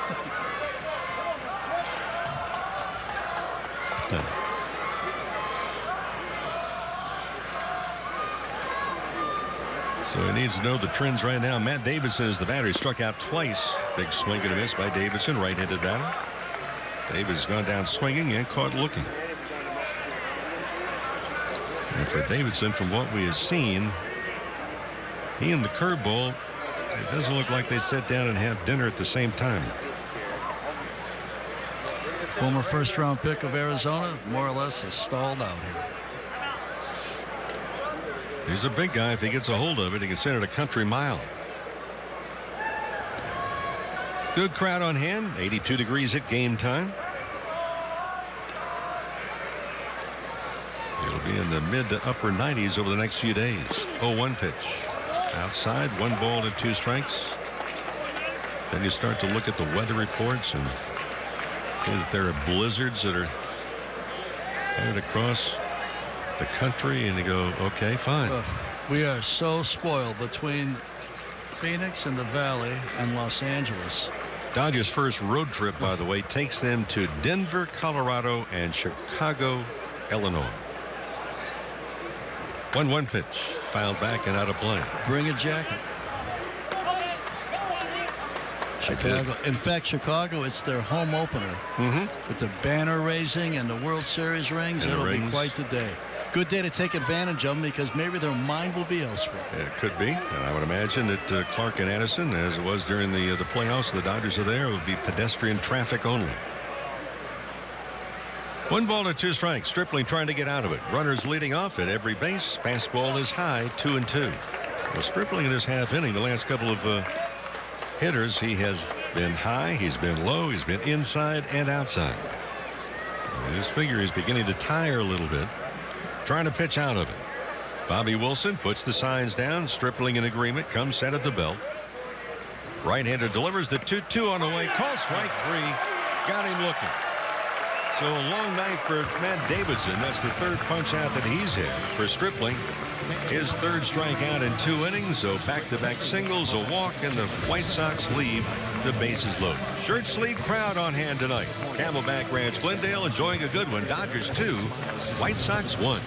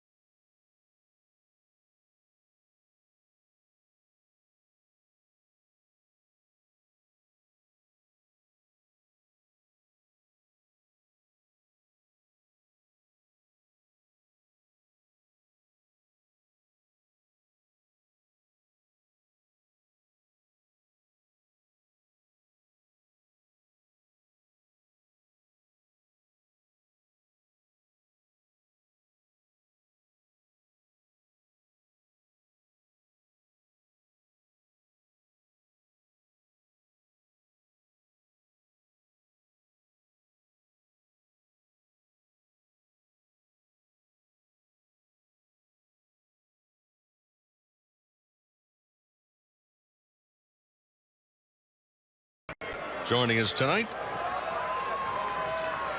Sportsnet LA star.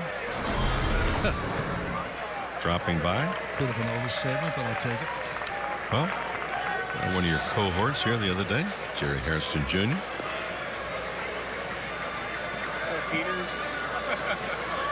DJ Peters leading it off. He fouled out in his first at bat tonight. Peters playing in center field, batting the 9 position, takes down low from Jake Petrichka. You know, I signed Jay Hare, and I really owe him my broadcasting career start. Because he had been a better player, I might not be in broadcasting. What? 1-0 pitch. I've told him that many times, so it's not like I'm talking out of school.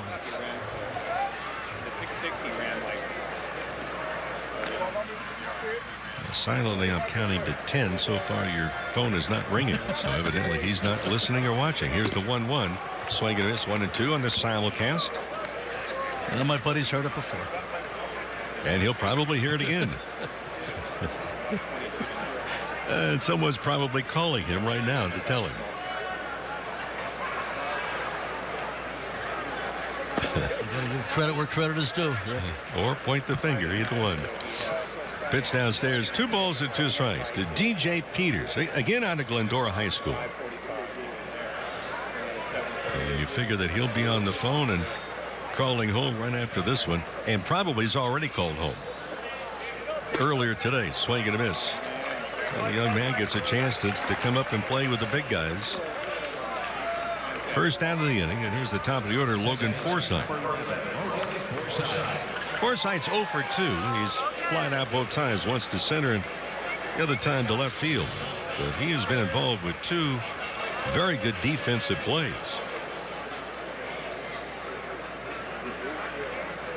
Up the middle of the second inning to take away a base hit bid by Giovanni Soto. The backhand on the left field side of the second base bag got the ball. And then a terrific turning of the double play to end things in the same inning. First pitch takes it down low. Forsythe holds the bat high up above the right ear. Looks at a breaking ball outside. Petrichka throws that split finger fastball as well.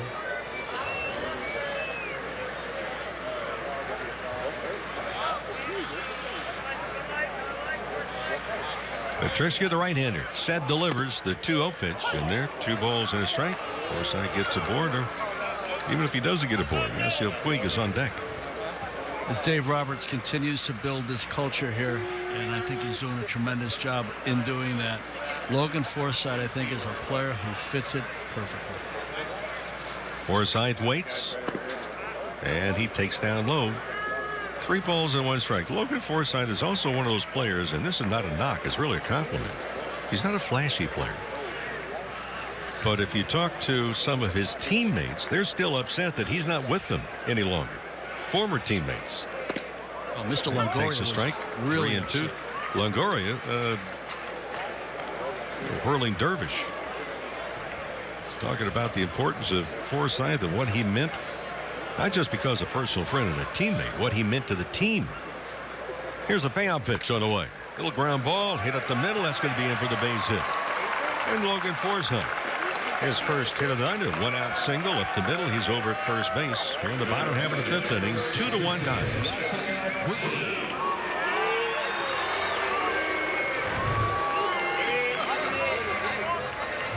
For Puig, he's lined to left and drawn the walk. And with great disdain, he went to first base after drawing ball 4 in the 3rd inning. Hit a rocket for an out to left field in the 1st. He's had 2 good at bats tonight. The line drive to left field in the first inning, hard hit ball, and he worked the walk, laying off of a couple sliders away. Puig waits. Here's the pitch on the way. Taking first strike, 0-1. How about his spring back in 2013 when he just took everything by storm? It was the talk of the spring. Hit probably 500 that spring. We'd have meetings trying to figure out, are we going to send him back or are we going to keep him? Send him back for a little while. Soto sits outside corner. Here's the 0-1 on the way. And a breaking ball, and there's the old swing. That's the one that Yasiel Puig is trying to send to, well, parts unknown. Trying to pack that one away someplace. Quickly, no balls and 2 strikes. He was quoted as saying that he's thinking about more up the middle than trying to pull the ball. Soto sitting outside again. Here's the pitch, and it's down low. Forsythe takes off as soon as he sees that ball in the dirt, heads up base running, and Forsythe winds up at second base. Anticipation.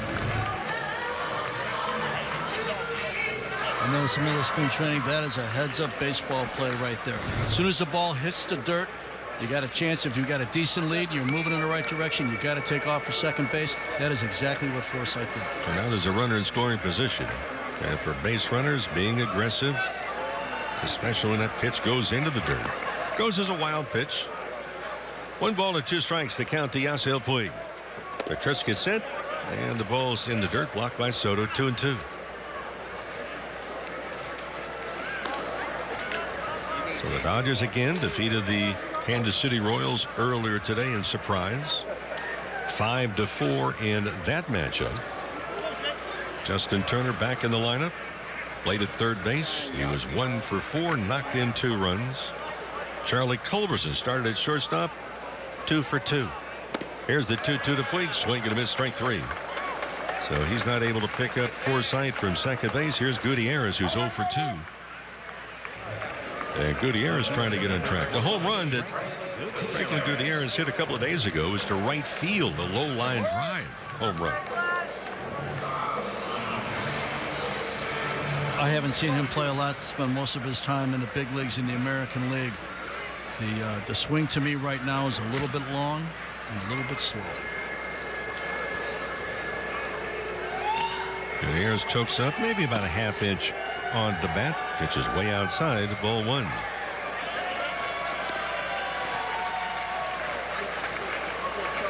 .25 at bats and 12 strikeouts.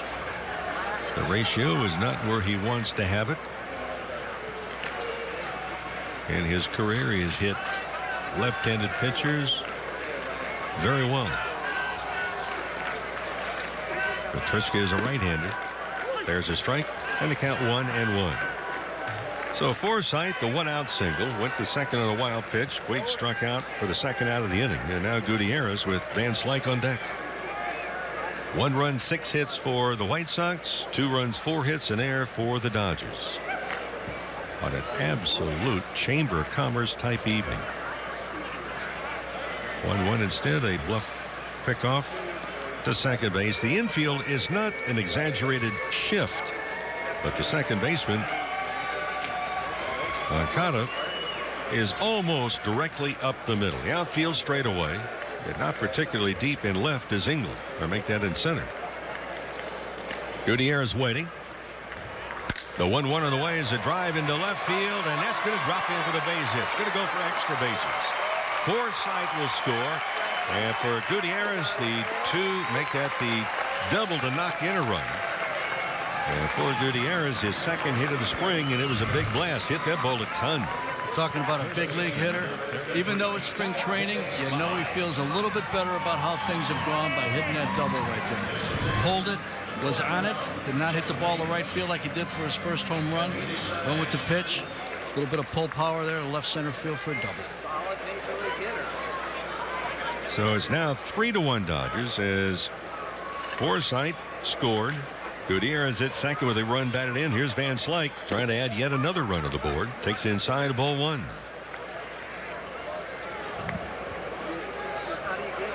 Dodgers again with a home run tonight. They've hit 8 home runs over the last 3 days. The 1-0 on the way. Van Slyke takes that one inside. 2 balls and no strikes.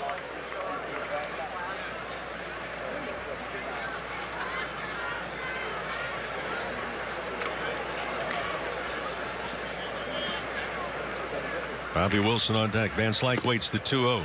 Checks the swing, and he was able to hold up 3 balls and no strikes.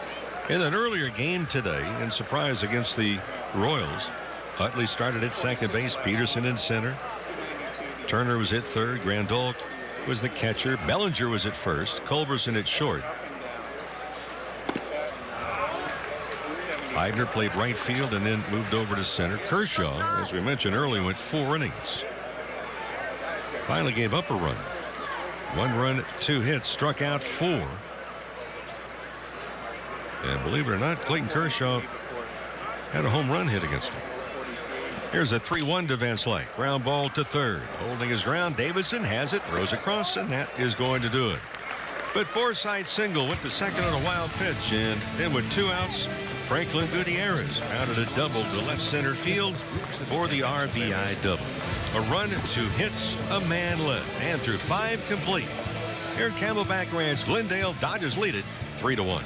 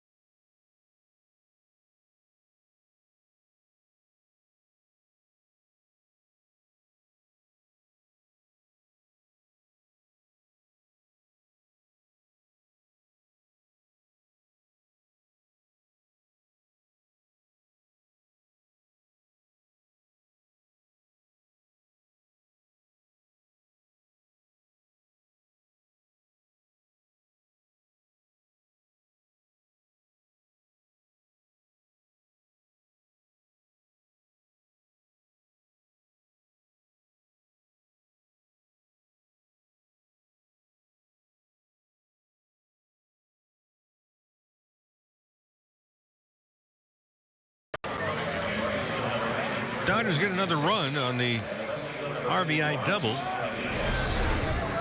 by Franklin Gutierrez. A couple of changes. Grant Dayton, first of all, the left-hander comes on. 39 games a year ago. This spring he's worked 2 innings. So Dayton is the 3rd Dodger pitcher used. And for Dayton, the 29-year-old southpaw, his first big league action with the Dodgers last year. And they did a very good job in limiting opposing batters. Collectively, they hit below $150, 149 to be exact. Yeah, the Dodgers, Ned, has some decisions to be making with their pitching. Who's going to be included in the 5 starters? What is the bullpen going to look like? We know what the back end is going to be. It's going to be Romo and Jansen. There's Moncada starting off, and Dayton gets the strike 0-1. A lot of decisions still to be made. And talking to Andrew Friedman before the game today, as much competition as there is in this camp between the bullpen and the outfield, Andrew told me today that he was very impressed with how the team still stays together through it all. Not a lot of egos involved. Guys are all pulling for each other. They're trying to get the best team they can put out there, trying to make the club, certainly. Because you don't have any bickering, you don't have any of that undercurrent that sometimes happens when you've got a lot of competition for spots. So a real positive sign from Andrew Friedman. Dayton quickly on in front, 0-2, and the next pitch, short work of Moncada. 3 pitches, gets the strikeout. There's 1 down here in the 6th. Moncada 3 strikeouts tonight. Top prospect. Still got some things to learn, even though it's spring training. Well, they don't add up technically, but from a public relations standpoint, inside the player, there's a boiling point. And after 3 punch outs, you're hoping for something. Here's Soto, who's 1 for 2. Soto was robbed of a base hit back in the 2nd inning. A ball hit up the middle. In fact, it was on the 3rd base side of the 2nd base bag. And coming all the way over to backhand it was Logan Forsythe, who picked it up and then threw him out. Yes, not the speediest of runners, but just a dazzling play. Soto takes a strike on 2. Great range by Forsythe. Great throw, too. Was running away from the play and still threw across his body with great accuracy to advance that. Dodgers make some changes also behind Grant Dayton. We'll pass along in a moment. Swing and a miss. So with 6 pitches, back-to-back strikeouts. Hello, Mr. Dayton. So the changes besides Grant Dayton on the mound. LeCastro is taken over at first. Willie Calhoun is at second. Yasnel Diaz is in left field. Johan Nieses is now in right field. That's a pretty impressive opening act here in the 6th. 6 pitches, 2 strikeouts. And the 7th pitch is in for the strike to Danny Hayes, who's 1 for 2. Grant Dayton was one of the great pickups last year. His pro career started in 2010. It took him until last year to make the big leagues. 0-1. Little looper to shallow left field. That's going to drop in for the base hit. Inside out swing. But a base hit nonetheless. And Hayes is over at first. He'll be held by LeCastro just in the ballgame. It's a great job of scouting and preparation by the Dodgers brass and organization to get Dayton last season. Pitched very well. The 2.05 ERA in 25 games, 26 innings, only 14 hits, 39 strikeouts, and just 6 walks. That is excellent work. So the White Sox will go to a pinch hitter. And unless you catch the announcement, you know who it is. We can tell you it's number 95. We are absolutely guaranteed certain it's number 95.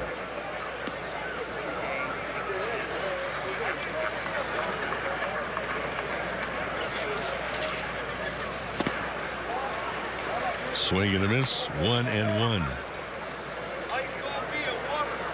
Nick Basto, B-A-S-T-O. So those that are watching the simulcast, the truck has got it nailed. And up here in the booth, we're working on it. Don't just sit there. It's 1 for 2 this spring. Oh, thanks. Ball in Double-A last year. Yeah, thanks. What else in there? So Basto is the hitter. 2 out, single over first is Hayes. Swing and a miss.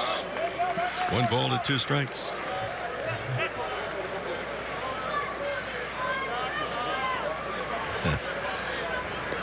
It's that time of the game. And even though, both of these teams have played 2 games, the organization has, both the White Sox and the Dodgers.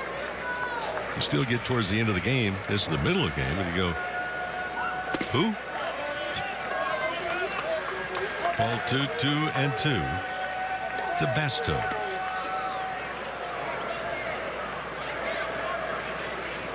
Basto pinch hitting for Snurbush, who's a left-handed batter. Snurbush was 0 for 2, including a ground ball double play. Grounded out twice, in fact. 2-2 pitch on the way, got him swinging. So Grand Dayton does in the second inning of work. The first 6 pitches had back-to-back strikeouts, got ahead of the third batter before a little bloop single to left field, and comes back and gets the strikeout for good measure. No runs, a hit, a man left. A lot of blue in the stands. Dodger blue. Dodgers lead at 3-1.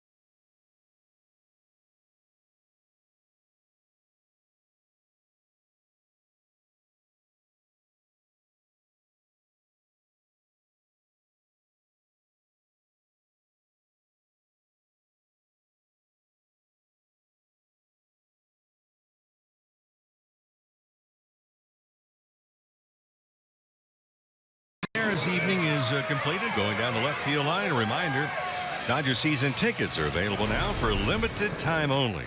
Enjoy exclusive benefits and great savings starting as low as $13 a game, or for greater flexibility while enjoying exciting matchup and promotional nights, purchase a mini plan. Like more information, visit Dodgers.com/season tickets. Michael Inoa, one of a few changes that Rick Renteria's White Sox make here in the bottom half of the 6th inning. The first pitch on the way to Bobby Wilson. He launches it to right center field, and waiting for it as Engel puts it away. And that's the first out here in the 6th. Well, let's pause here 10 seconds for station identification on the Dodgers radio network.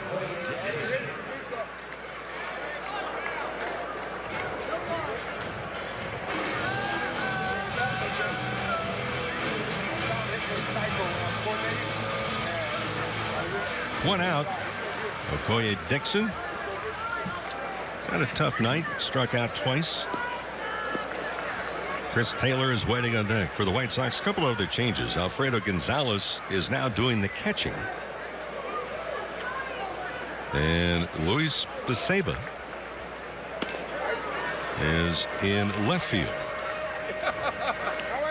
You know what you may recall was a very high-profile signing by the Oakland A's out of the Dominican Republic for $4.25 million. The most the A's had ever given to an amateur player.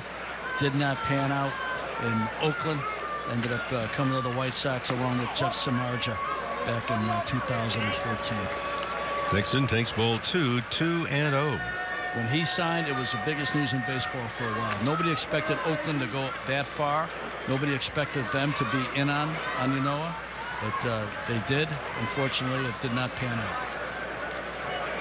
The big rain hitter kicks and fires, and again, Dixon has to back off the plate. 3 balls and no strikes. 1 out, bottom of the 6th inning. 3-1 Dodgers.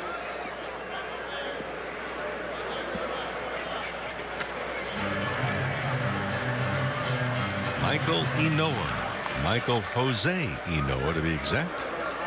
6'7". That delivery takes a lot of work. He's got a lot of moving parts. There's a lot to get right. Big power arm, but still got to get it right. Got at the big league level for 23 games last year. He's also in Charlotte and Birmingham at the minor league level. Gets a strike in there, 3-1. When he was 13 years of age, Inoue stood 6'4", and already some international scouts were looking at him when he would get on the mound and pitch.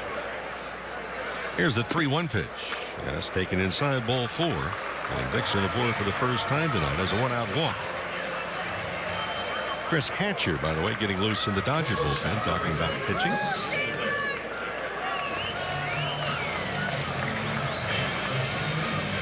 So when you're looking at young players, and again, this is raw talent, 13 years of age, Inoue stood 6'4", but all of these players, somebody found them somewhere. Oh yeah. Dominican Republic, obviously a lot of talent comes out of it. You've got to have great scouts. You know less about the players in the DR than you do the players that are amateurs in the United States. But at 6'4", obviously he drew a lot of attention, continued to grow. It's the biggest signing of the year, maybe the biggest signing in a few years. Chris Taylor standing in there, and he just got plucked in the left ribcage area somewhere. Inoue not showing great command tonight, though. A bat to Dixon was wild inside. There was wild inside the Chris Taylor. Taylor, it may have been somewhere in the left forearm is where the ball actually made contact with him, trying to spin out of the way. First and second, the runners. Darnell Sweeney is the batter, but first of all, pitching coach Don Cooper, who has been the pitching coach of the White Sox for 16 years, is going to make his way out to the mound. Inoue, by the way, the original spelling is Michel, M-I-C-H-E-L, but has been anglicized to Michael after he signed in with the Oakland A's in July of 2008.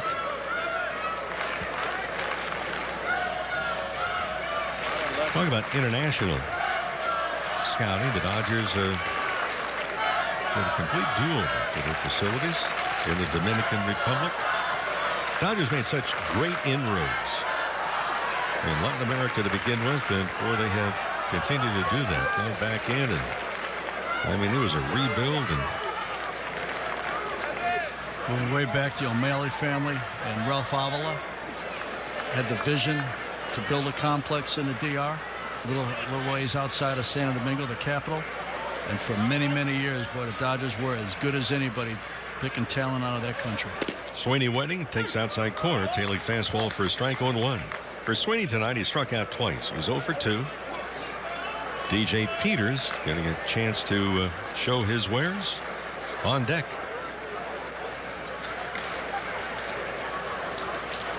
Outfield shallow. Although the infield, well, there's a huge gap between the shortstop Anderson and the third baseman Davidson. Well, you could parallel park an 18-wheeler between those two. You got about 85 feet to that side of the bag with one player. Well, the infield mixed defense compared to the outfield. Check swing and a pitch inside. What was the commercial for the former spokesman who talked about parallel parking an 18-wheeler? Most interesting man once parallel parked a train.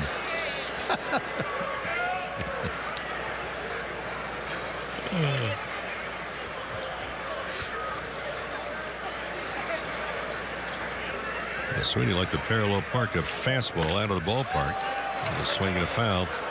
Jumping up, Gonzalez, the catcher, like he was going to try and pick off at second base if contact had not been made.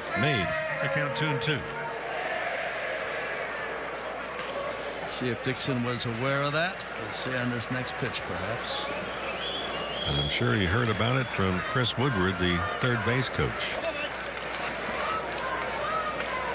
There's Lombard coaching over first. Runners leading off. Sweeney waits. Here's the 2-2. It's way outside. 3 balls and 2 strikes. Well, you watch Inoue, you see where the struggles have been. The delivery, release point changes. It's a lot of moving parts, as I said a couple minutes ago. But the release point looks from one pitch to the next. Look like it's a different pitcher on the mound. Yes. And he doesn't miss by an inch. He misses by feet. Taylor has the bruise to show that, leading off at first. Dixon at second leads off. Here's the 3-2 and a check swing. It'll be strike 3. So Sweeney has had a tough night already. 3 punch outs, second out of the inning. Here's DJ Peters, who is fouled out and struck out. It's your time.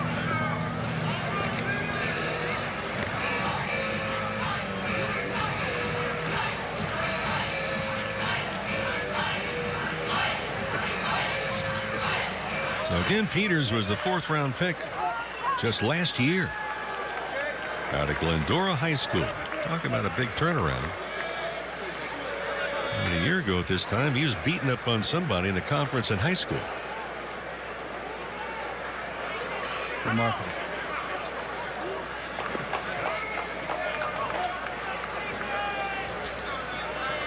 Well, the old adage is, as a kid growing up, you can improve your skills by playing with those that have a higher skill level, at least refine it better.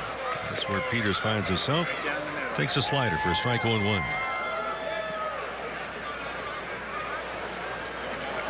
First and second, 2 outs, 3-1 Dodgers, bottom of the 6th.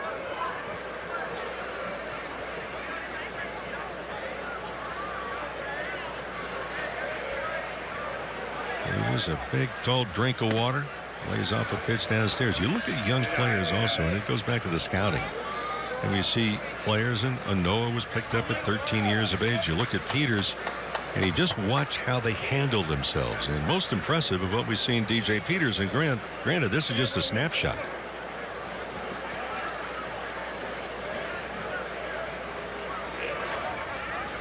Runners leading off. Noah is set. And the 1-1 on the way, fouled back and out of play to the right. Talk about a kid that was just drafted 9 months ago. That he be invited over to play in this game, that says a lot about their belief in him and giving him a chance to perform in front of Dave Roberts and the coaching staff here on a Sunday night in Denver. Not everybody gets that chance. Well, it's something that he will remember. There's no question about that. So Peters waiting, and Noah delivers the 2-2, and that's a breaking ball outside. 2 balls, 2 strikes, 2 outs, 2 on. A 2-run lead, 3-1 Dodgers.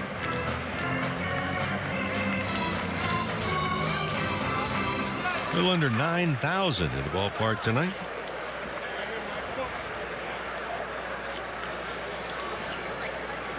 On an absolutely gorgeous evening. There is not a hint of wind. 82 degrees at game time. Yeah, in the Valley of the Sun, it will cool off a little bit in the evening, but it's just a delightful evening. Big full moon. Here's the 2-2, and swing and a miss. Picked up by the catcher Gonzalez, and he turns and throws out Peters. So a couple of strikeouts, a walk, and a hit batter. Dodgers leave a couple of runners on base, and that completes 6 full innings of play. Still remains on the board, however. Dodgers, a lot of fans on it. And at Camelback Ranch, Glendale, 3-1 Los Angeles.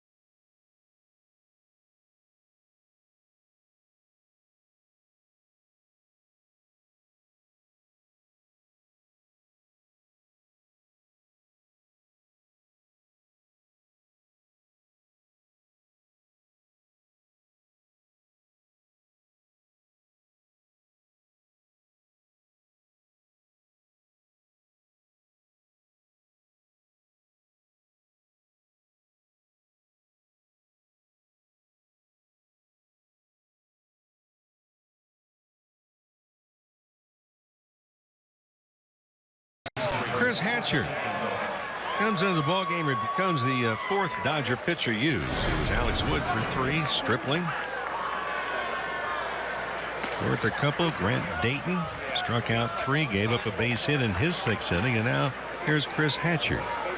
For Hatcher, trying to get really everything in mode where he does not fall behind in counts. So Hatcher in there, top of the order for the White Sox.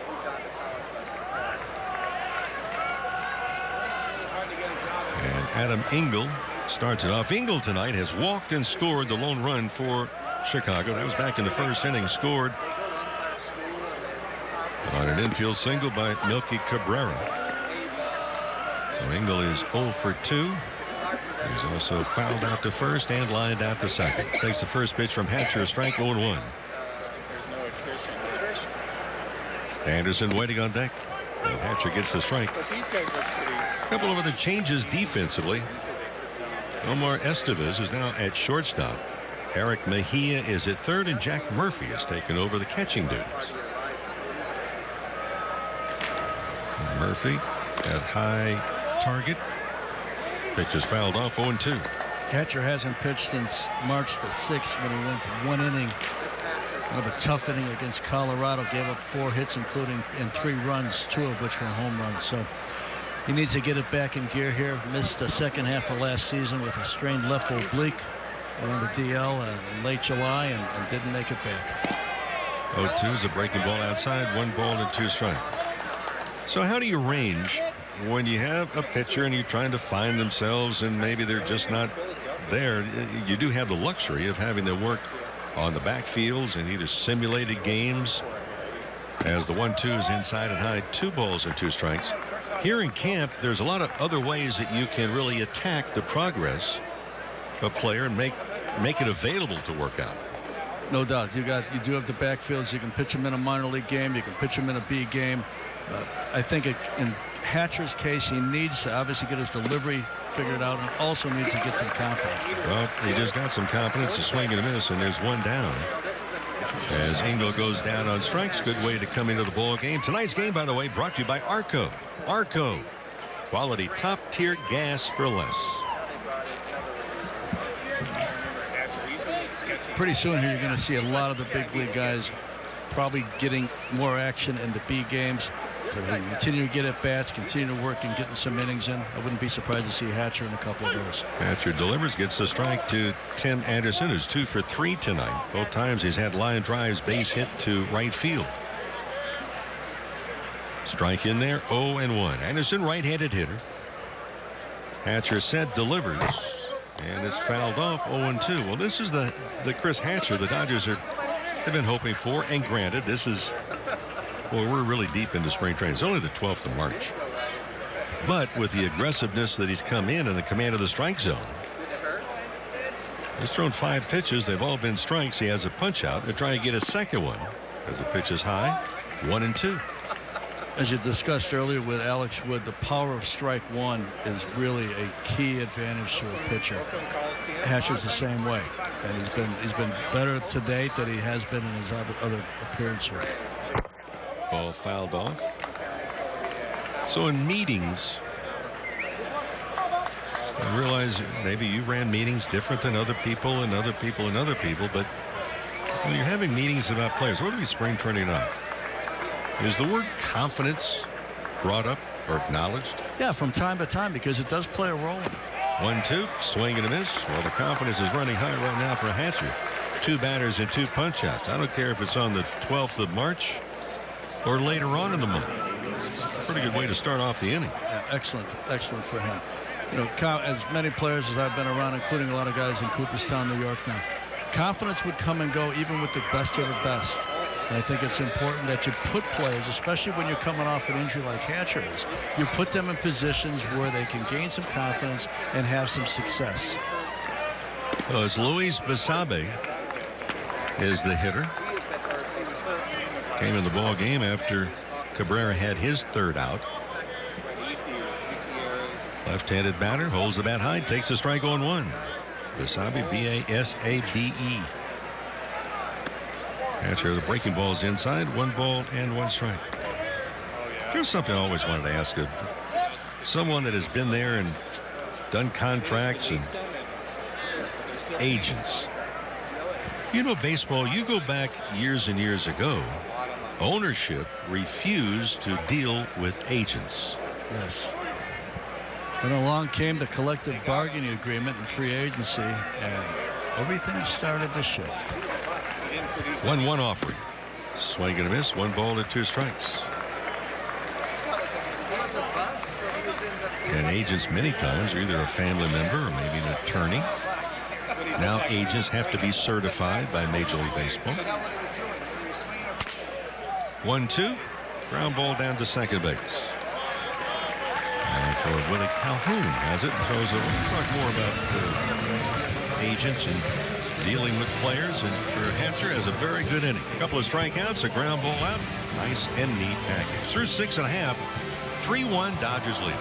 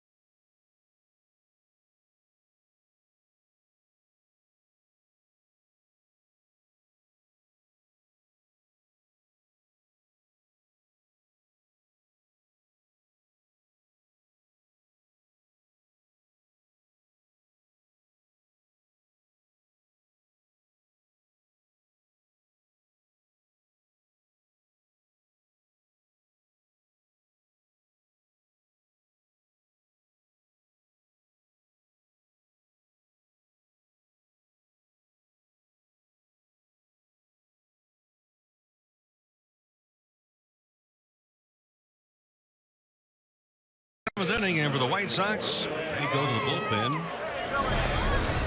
And Fry will enter the ball game. Jace Fry, left-hander. He is the 4th White Sox pitcher used. Eric Holland started with 3 2/3, and Jake Petrichka, followed by Inoa. And now Fry, the left-hander. Willie Calhoun steps in, the first hitter. And for Calhoun, this is lefty against lefty, takes outside ball 1.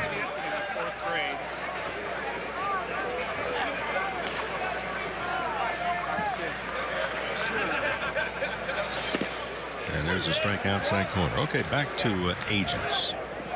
When we say that an agent is certified by Major League Baseball, what does that really mean? It means that an agent needs to take a test directed by the Players Association and needs to be certified in order to represent a player. And there's a long list of agents. There's a lot that are prominent that people are aware of their names, but there's probably 1,000 more that people don't know that are certified. It's a process. You take a test, fly to New York, and that's how to get to be an agent. Calhoun's up there, fouled it off, 1-2. Really starting to get off here in the 7th inning. Dodgers leading at 3-1. White Sox took the early 1-0 lead in the opening inning. Swing and a miss. And for Jace Fry, registers a strikeout, the first man that he faces. Major League Baseball Players Association is one of the strongest unions in America. But it's not the first one in Major League Baseball. There were probably 5 or 6 previous unions that had started and were short-lived. But Marvin Miller started the union way back when. it took hold and been in force ever since, and really changed the game, dramatically changed the game. Tim LeCastro, third appearance this spring, is the hitter. Yasiel Puig, when he was in there, lined out to left, drew a walk and struck out. He was 0 for 2 technically in tonight's ball game. Took a couple of good swings and one not so good swing and 1-2 breaking ball. And punched out in the 5th inning. But Yasiel is healthy. We're seeing a different approach by Puig, and now trying to hold on to that swing. LeCastro waits, then the 2-0 pitch. Ground ball to shortstop. Picking up is Eddie Alvarez just in the ball game. 2 up and 2 down. The putout goes 6-3. Prior to this union, owners had unilateral control over salaries. Players had 2 choices: sign or go home. A little different now. AM/PM, by the way, does not have to be certified. Well, it actually is certified wherever you go at Dodger Stadium. It's the official convenience store of the Dodgers. AM/PM, too much good stuff. Johan Nises is the hitter, right-handed batter. We've only seen a couple of glimpses of Nises. M-I-E-S-E-S.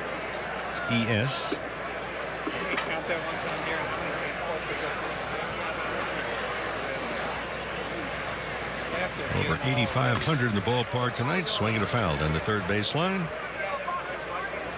The count goes to 1-1. Jace Fry, the 4th pitcher used by the White Sox. He makes his home in Beaverton, Oregon. 6'1", 195. He was a 3rd-round pick by the White Sox. 2014 out of Oregon State. There's a strike, 1-2. 2 outs, nobody on here in the 7th. 1 run, 7 hits for Chicago. 3 runs, 5 hits in air for the Dodgers. There's called strike 3 and a breaking ball. And Macy's is standing there and still puzzled by the call of home plate umpire Adam Lamar. Will still sweet like the baby tonight and not worry about a thing. Dodgers are gone in order. 3 up and 3 down. We head to the 8th inning. 3-1 Los Angeles.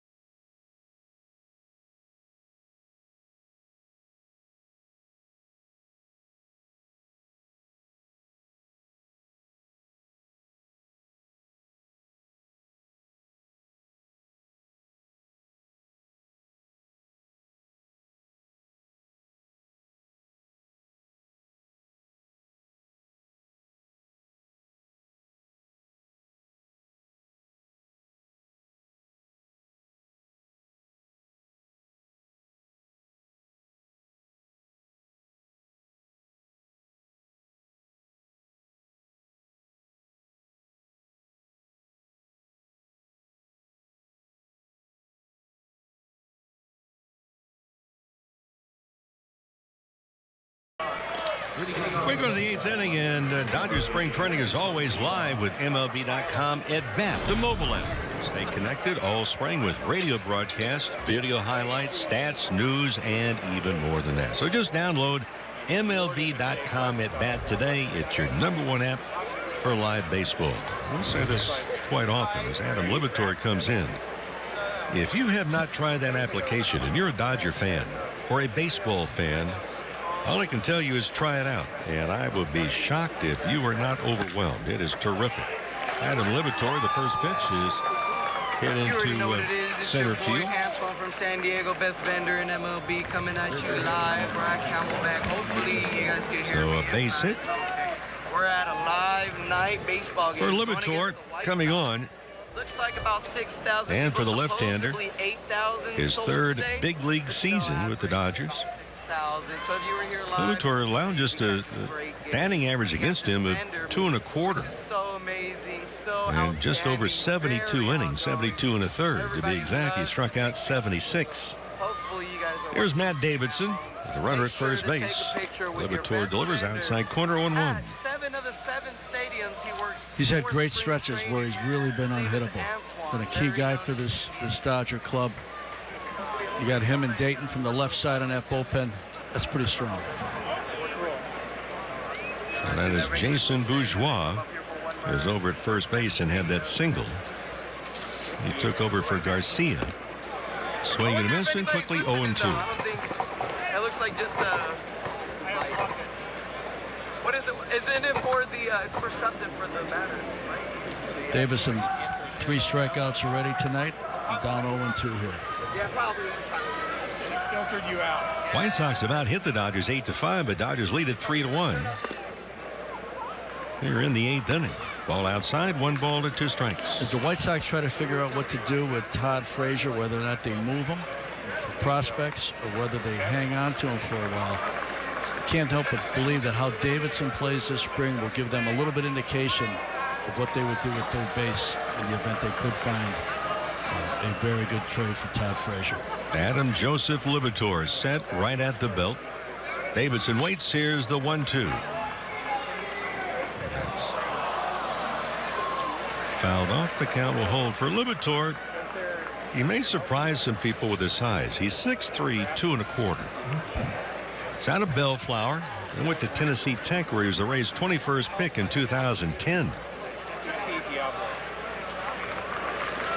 39 games 2 years ago. Last year, 58 games. He saw action with the Dodgers. 1-2 delivery. Hit fouled on the third base line. As Nick Capra coaching at third base. Darrell Boston coaching over at first for Rick Renteria's Chicago White Sox. The White Sox come in tonight. They've won 7 of the last 11 games in spring. So it's in a rebuilding mode. And trying to get on track. They were 78-84 last year was their record. Above 500 at home, well below 500 on the road. In fact, 15 games below 500 away from the Windy City. Knowing Jerry Reinsdorf a little bit, I got to believe that the word rebuild was difficult for him to come to terms with. 1-2. And Libator's got the runner at first picked off. Bourgeois goes to first. They throw down to the shortstop at second base, and they had Bourgeois out from here to Buckeye. So that pickoff 1-3-6, and now there's 1 out. Jerry Reinsdorf, owner of the White Sox in 2005 when they won the World Series. Also the owner of the Chicago Bulls, 6 World Championships. Well, I would imagine that for Jerry Reinsdorf, trying to say rebuild was a lot like Fonzie saying, I apologize. Yes, I'm sure he didn't say rebuild the first time the idea was brought up. No.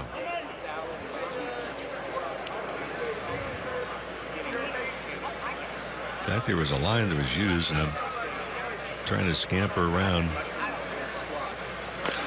and find it, but it's fouled off. There was another word that Mr. Reinsdorf used, and Jerry Reinsdorf is very well respected. And he has meant a lot to Chicago baseball and to the game. There was a period of time when the White Sox were rumored to be maybe leaving town. 2-2 on the way. Broken bat, hit fouled on the right field line. Jerry and his partner Eddie Einhorn bought the team, I think, from Bill Veeck. The second time Bill Veeck owned the White Sox, and kept them there. Got a new ballpark. And the first World Championship in Chicago baseball in many a year in 2005. Yeah, another term that was used was trying to re-energize the White Sox.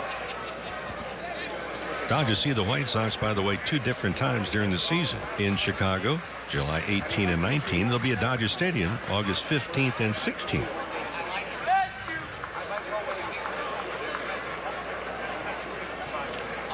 Two balls, 2 strikes.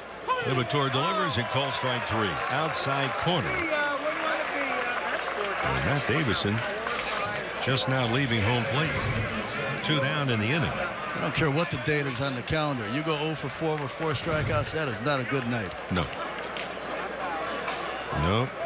No matter what league you're in. 0 for 4 with 4 Ks. Not good. It's not fun. Tough one. 2 down. Liberatore turns a fastball over, runs away. It's outside. To Johan Moncada. Those joining us late. We've been talking about Moncada. He's out of Cuba. Signed with the Red Sox. A big deal. International signing. Off-speed pitch. A swing and a miss. And that's the story we're hearing about Moncada. How's he going to handle the off-speed pitches or the breaking stuff? He's also 0 for 3 with 3 strikeouts coming into this at bat. 1 ball and 1 strike. The pitch on the way. Swing and a miss. So with that swing, he's going to have the 3 is the golden sombrero. And then we go on and on. And it's not a bag of laughs. Liberatore out in front. 1 and 2. Here's the pitch on the way. And that's taken high. 2 balls and 2 strikes. By the way, in the half innings, they were playing Cotton Eye Joe. And I was a little surprised you did not get up and dance. Because Cotton Eye Joe is right down your alley. Yes. You're one of the few people that say you wear boots all the time. Yes, I do. 2-2 on the way. Called strike 3. So you have 2 guys in the White Sox lineup tonight that combined they are 0 for 8. Messrs. Davidson and Moncada. 0 for 8 in a painful way.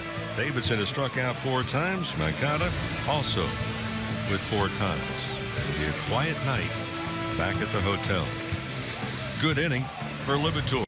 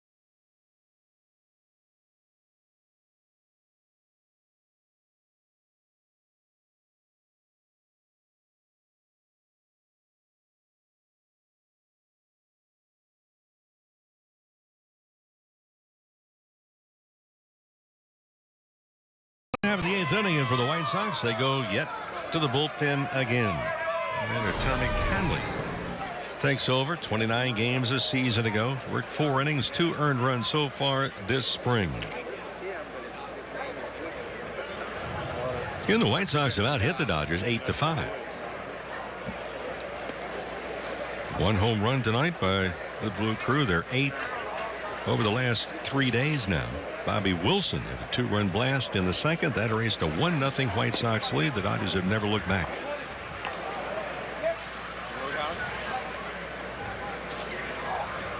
Isnel Diaz is the hitter.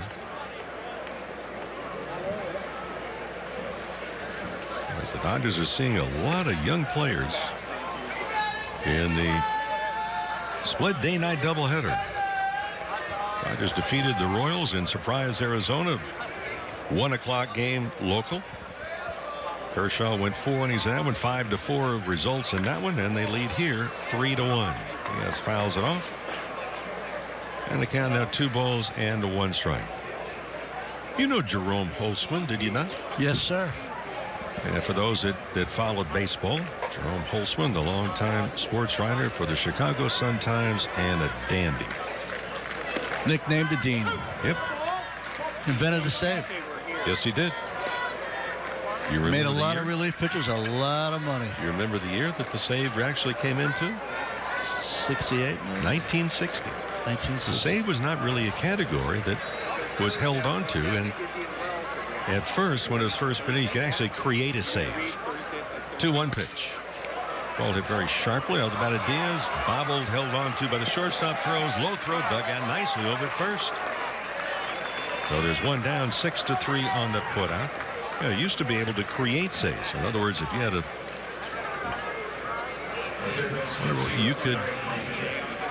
you could create saves and still come out. And now you have to qualify with. So you could put a couple on runners on base and get out of it and get a save. Exactly. Yep. Now it depends on where the winning run is, if he's on deck or in the hole. And you can no longer create saves. Mejia is the hitter. Here's something I referred to just very briefly the other day. And some people may not remember this or were not around and not aware of it. Like in between innings. Here's the 0-1 on the way. Mejia swings and misses 0-2. Well, players used to leave, in particular infielders, used to leave their gloves on the field, just on the outfield grass. Mejia swings and misses. He's down on strikes. 2 up and 2 down. And that was finally stopped. And I was thinking that I could not remember the year. But it was 1954 that the gloves are no longer allowed to be left on the field. Well, they were there for that's a long time that they part of the game for many years. Well, they're 2 up and 2 down. Okoye Dixon has gone the entire way. He's 0 for 2, struck out twice and walked. Finally delivers. And a swing and a miss 0-1. Conley 6'1", 220 out of Latham, New York. He was a 5th-round pick by the Yankees. Out of Lynn University, which is in Florida, in 2010.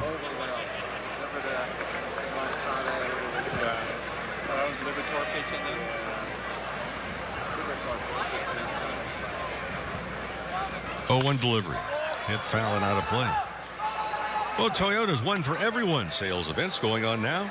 Is the perfect time to get low financing and great lease offers on every car, truck, or SUV. So see your Southern California dealer as soon as you can. They make it easy.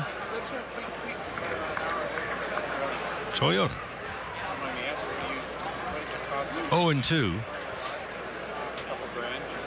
to Dixon. That pitch is high. 1 ball, 2 strikes.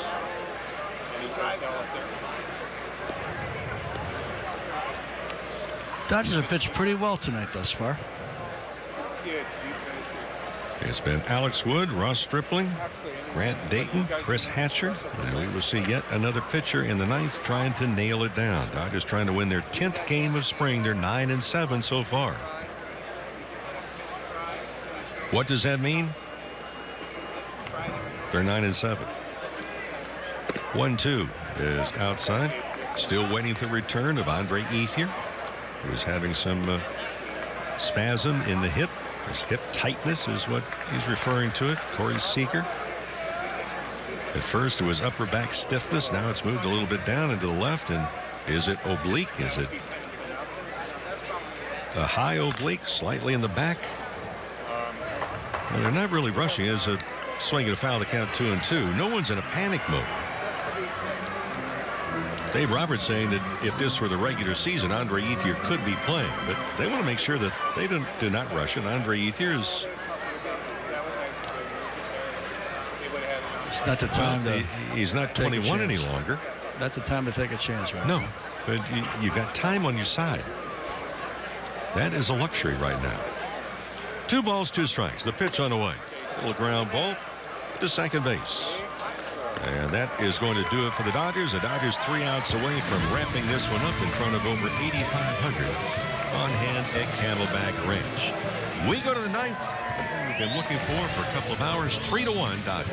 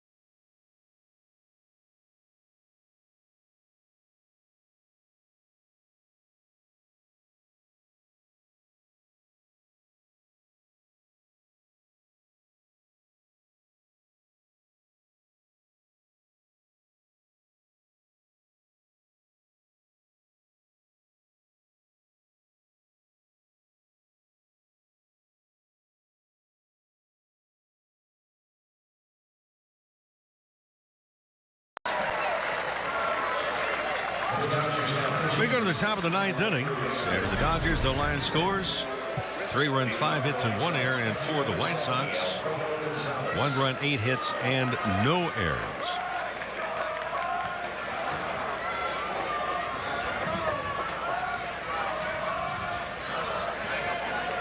So Alex Wood went the first 3 innings. Then Stripling came on. Stripling, in fact, if you're not with us, he gave up a base hit, but the first 7 pitches were strikes. He struck out the first 2 batters on 3 pitches. So it's Andrew Isler now, I-S-T-L-E-R. And for Isler, we've seen him before. The right-hander gets the strike on 1. And one of the things you mentioned, the pitching. One of the areas that the Dodgers have done a very good job tonight, throwing strikes. Yes. And speaking of strikes, there's another strike, a ground ball to third. And a wide throw to first, and that pulls LeCastro off the bag in a throwing error. And not the time you want to be doing that, because now the White Sox, granted it's spring training, but the White Sox now have the potential tying run coming to home plate. Plenty of time at third, but Mejia just throws it away, and a good stop of LeCastro to keep that ball from going for extra bases.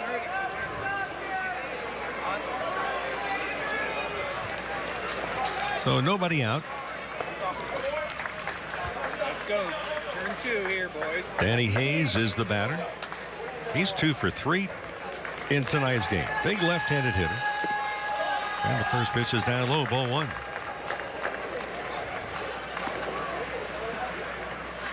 Danny Hayes, 6'4". He's out of Rancho Marietta.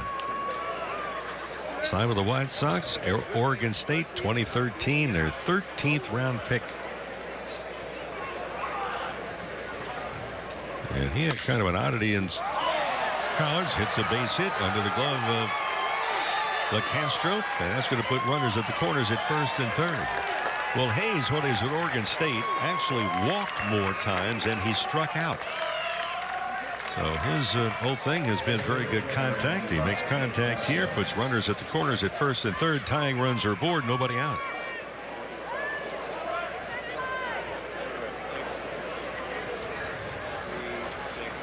Isler's got a little bit of a jam to work out of here. Nick Basto is the hitter.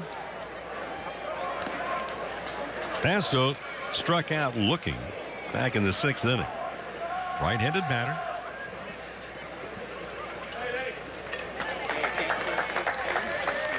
Giving a long look at some signs, but in this spot you figure, well, he's going to be swinging. Holds the bat high. Isler sent, delivers. It's outside a low, ball 1.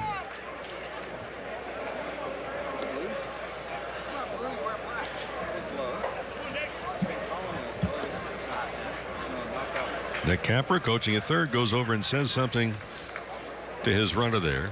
Darryl Boston's over at first. Here's the pitch to Basto. It's a strike outside corner. 1-1 the count. Isler was taken in the 23rd round, a 702nd overall pick in 2015 by the Dodgers. Drafted from Duke.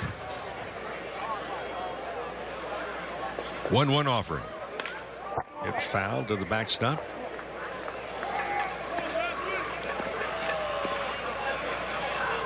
One ball, 2 strikes. Nobody out. Runners at first and third. Dodgers a 2-run lead here in the 9th, 3-1.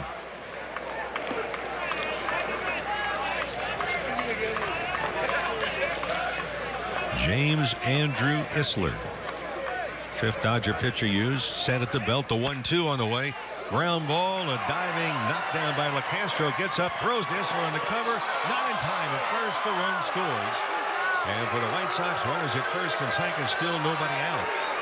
The dazzling diving stop by LeCastro stopped the base hit from going through. And a bang-bang play at first. Everybody's safe. 3 batters, 3 base runners. 2 of them didn't get the ball out of the infield. And looking at a replay, Isler did not come down with his foot and touch the bag. An infield single. Basto gets the run batted in. Now it's a 3-2 Dodger lead. And the tying run in scoring position. Nobody out.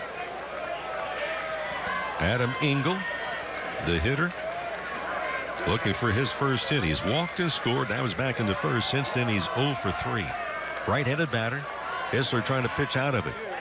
And there's a bunt laid down. Isler will pick it up. His only play is the first base. Wide throw goes down the line. Tying run will score. Over into the corner to pick the ball up. And for the White Sox, they have second and third, a tie game. And all of a sudden, the wheels are falling off the buggy for the Dodgers. 4 hitters, 4 base runners, 3 of them didn't get the ball out of the infield. So a sacrifice bunt. And Isler had an easy play, but made a terrible throw. Backing up the throw was Willie Calhoun, but Calhoun was only about 10-15 feet away from first base. So now the infield has to play in. Runners at second and third, nobody out. Alvarez is the batter. Eddie Alvarez, left-handed hitter, wearing number 87, so he's coming on to pinch hit.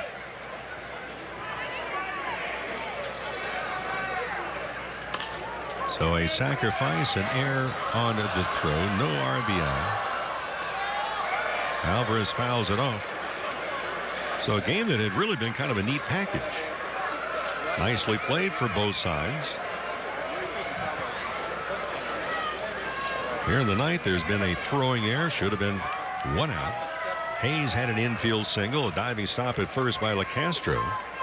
And by the time he threw to Isler, Isler did not touch the bag. His foot was there in time, did not touch the first base bag, and then the throwing error by Isler. They got a tie game. Pitches outside, 1-1. So 2 errors in the inning. And a late coverage at first base did not hit the bag. Alvarez waits, and the pitch is upstairs, 2-1. Oh, there's no one throwing in the Dodgers bullpen down the left field line. This is all on Isler. So needs to take a breath here and just take a relaxed step here. Tied at 3-all. White Sox 10 hits, Dodgers with 5. Alvarez set. Here's the pitch, and it's taken high, ball 3. And Isler's gradually running out of wiggle room.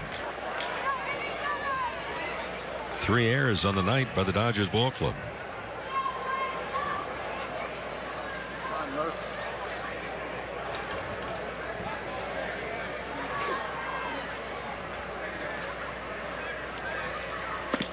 And there's ball 4 that loads the bases and nobody out.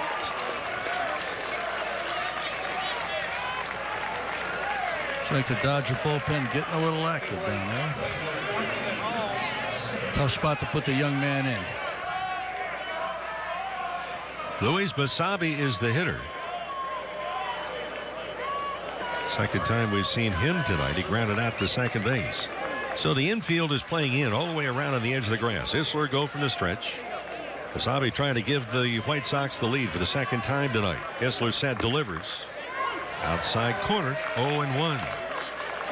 White Sox led it in the first inning. A leadoff walk to Engel. Tim Anderson single. Milky Cabrera had an infield single. And up until here in the ninth, there was all the scoring for Chicago. Isler set again, the 0-1 on the way. Inside corner for strike 1-2. And for the Dodgers, now double barrel action in their bullpen. 2 different relievers warming up. We can see the catchers, but not the pitchers. Runners leading off. And the 0-2 on the way is high as Isler overthrew that fastball. 1 ball, 2 strikes. Little anxious out there on the mound. Second-year pro. Not really following through with his delivery a lot. Missing up quite a bit. Jason Bourgeois is waiting on deck, but right now it's Basabe. Here's the 1-2. Ground ball, base hit, right field. Go-ahead run is in. The next run is in, called safe at home plate and down to second base as the Dodgers did not really pay attention to the batter, Basabe. So now it's a 5-3 White Sox lead. That's the 4th run and still nobody out. Runners, it's still at second and third.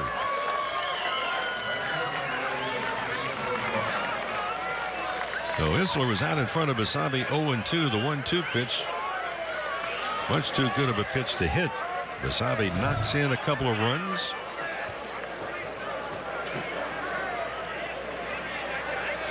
And Jack Murphy, the catcher, goes out to the mound to say something to Isler. And as soon as that conference is broken up, Dave Roberts comes out of the Dodgers third base dugout. A slow walk indeed to the mound.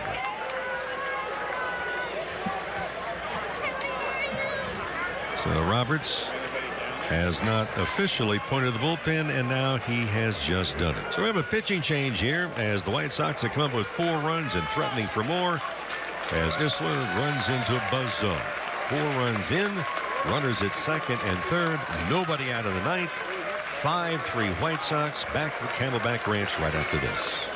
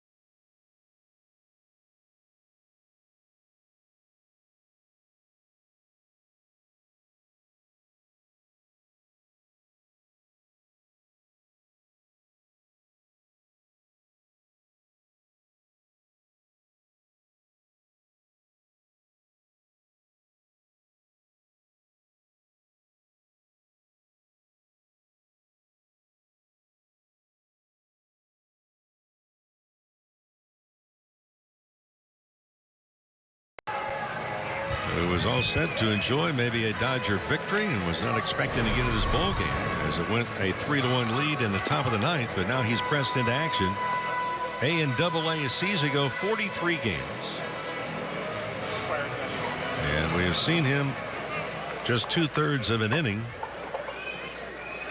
so far this spring. So he inherits runners at second and third. Still nobody out. Not that important. Bourgeois is the batter.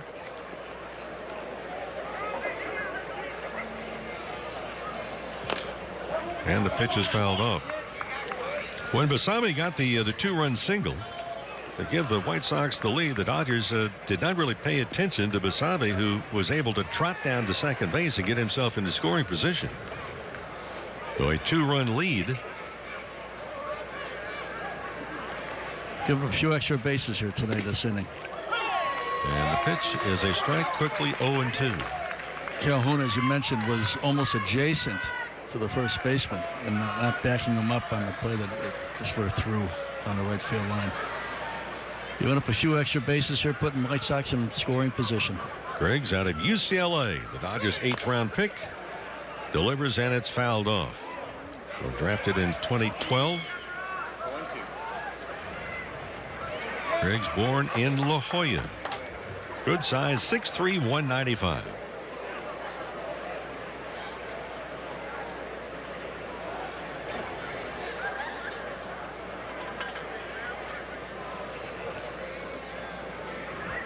So a business major. The Bruin delivers, and it's fouled off and out of play. Let's pause 10 seconds for station identification all along the Dodgers radio network.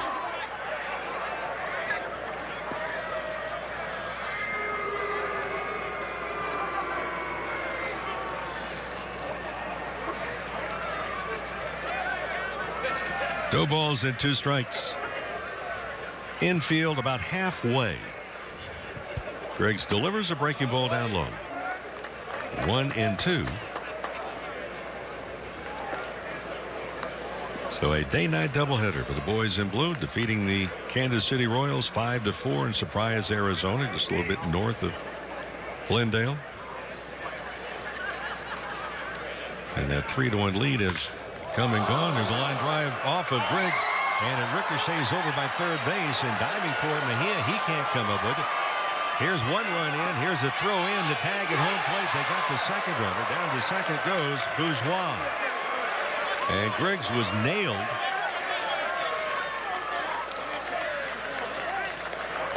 Calling the runner safe at the plate. I think they're going to call interference on the shortstop. On the shortstop, who interfered with the path of the runner, because they're working with 3 umpires, and the umpire on the left side of the infield came in and said something to the home plate umpire, and on the replay, yes, indeed. Change of direction at shortstop by Estevez. He was going to go up the middle, but he saw the ball glance off of his pitcher's leg and then tried to reverse his direction, but he blocked the runner. Yep, inadvertently, but he still ended up doing it. Didn't do it on purpose, but got caught going back in a different direction and interfere with the base runner. And Dave Roberts out with one of the trainers. They're not going to take any chances at all. And that ball may have hit the right forearm or hand of Griggs. And they're not going to take any chances at all. It's 6-3 White Sox. The score is secondary to a player having to leave. And just waiting to see exactly what's going to happen. They are going to go to the bullpen. We'll have a left-hander. We'll get all the time in the world that he needs to warm up. So we'll sort things out. We'll step aside. We'll take a break. But what has been a very unpleasant top of the 9th inning, 6 runs across, and still nobody out.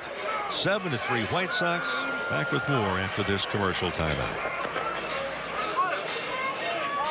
Fair price.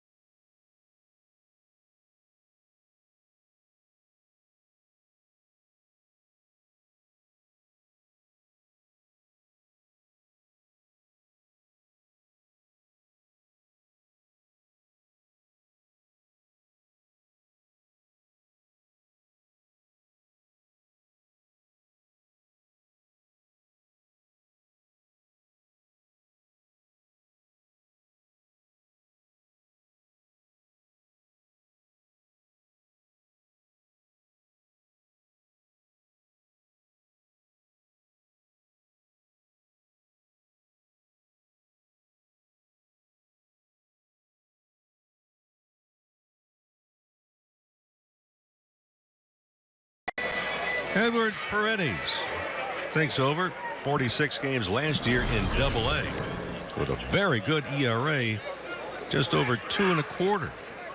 So this spring we've seen him an inning in the third. He's given up 3 earned runs, so it has been a nightmarish ninth inning. The top of the ninth, Isler, Griggs, and now Paredes. 6 runs across and still nobody out. 2 errors in the inning. You watch Edwards' delivery, and it is going to be tough. If he can harness his command, it is going to be, he may be at least a left-on-left guy, because that delivery for a left-handed hitter would not be easy. Matt Davidson is the hitter. Davidson tonight, well, he's got a chance for his 5th strikeout. You know, after 4, he probably thought, that's it, I'm done for the night, and lo and behold, 6 runs are in. Nobody's out. And there he is with a runner on second. Well, I noticed that Yoan Moncada is not in the on-deck circle. He's probably left the building. He's also struck out 4 times.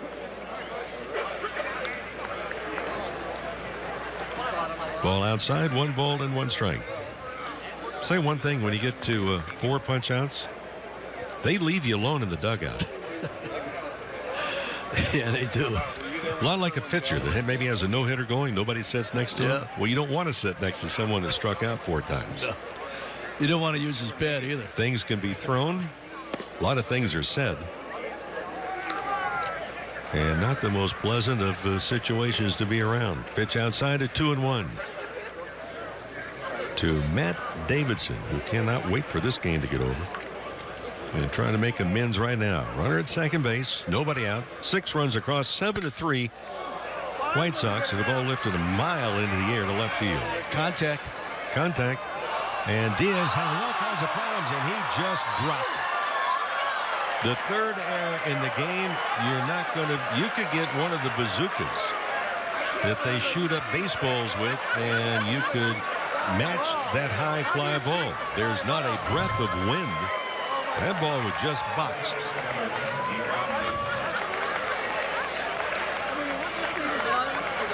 And for Mr. Diaz, he may want to try the 2-handed catch, which right now has become an endangered species.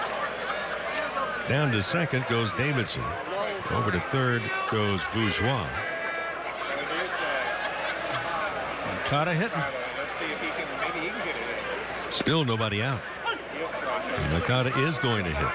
Well, they saw success of Davidson, who did not punch out for the 5th time. Breaking balls inside on the corner, 0-1. So with 2 batters going back-to-back tonight for the White Sox, 8 strikeouts. Davidson 4 times, Moncada 4. Here's the 0-1. That's lifted to left field, and that's lifted pretty deep. Going back as Diaz leaps up and even coming in 3 feet of it. It's an extra base hit.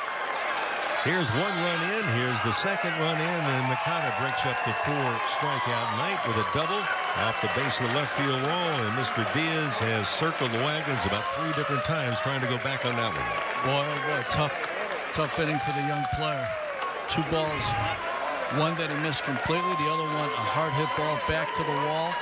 Looked like he had almost turned the wrong way here on it. Went back.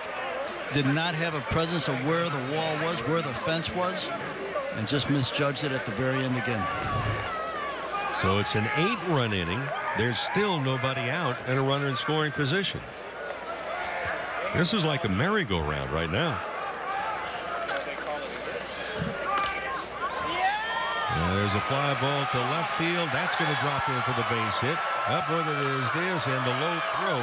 He only had to throw the ball about 80 feet, and he one-hopped the third baseman. We've seen 2 different games here tonight. We saw a 3-1 game through 8 innings. Yeah, that one was pretty enjoyable. And now we've gotten 8 runs and nobody out. The White Sox, this is the 11th hitter they've sent into the plate in this inning. 8 have scored, 2 are on base. And 1's in the batter's box. So it has been a long night in 1 inning for Diaz in left field. Dodgers have eluded good defense here in the inning. Pitch downstairs to Roberto Pena. Wearing a protective face mask on the left side of his cheeks. Pena, the pinch hitter. He may say, hey, wait a minute. Let me into this action. It all started with a slow hit ground ball to Mejia at third base. He made an error on way back earlier this inning. It seems like earlier tonight. Pena's up there, 1 ball and 1 strike. Runners at first and third. And painfully, still nobody out. And a hit batter. Well,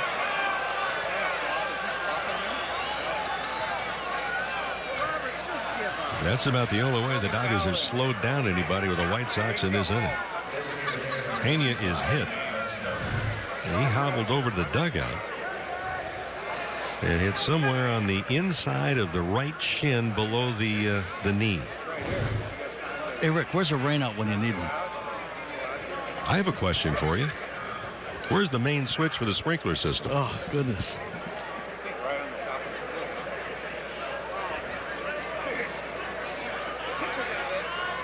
Pena is still hobbling around.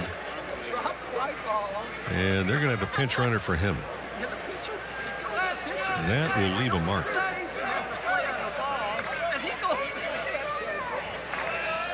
Now, who the pinch runner is, we don't know, and quite frankly, we don't care. You know, there might be one bright spot on this. What's that? The parking lot on the way out. Might be pretty much a...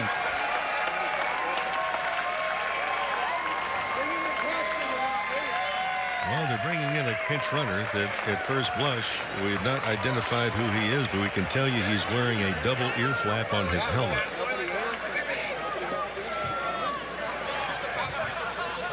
Bases are loaded. And boy, we wish we were.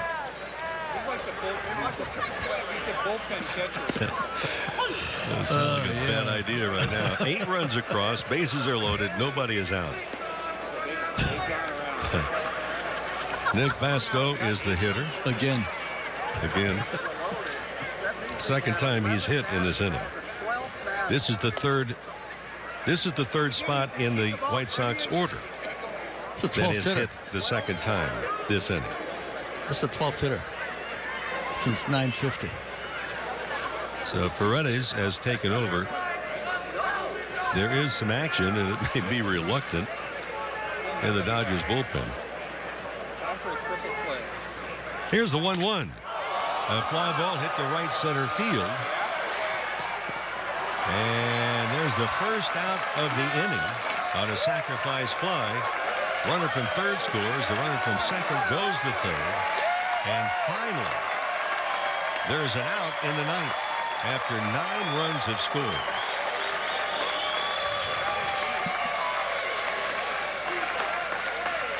And you can hear the well-earned applause.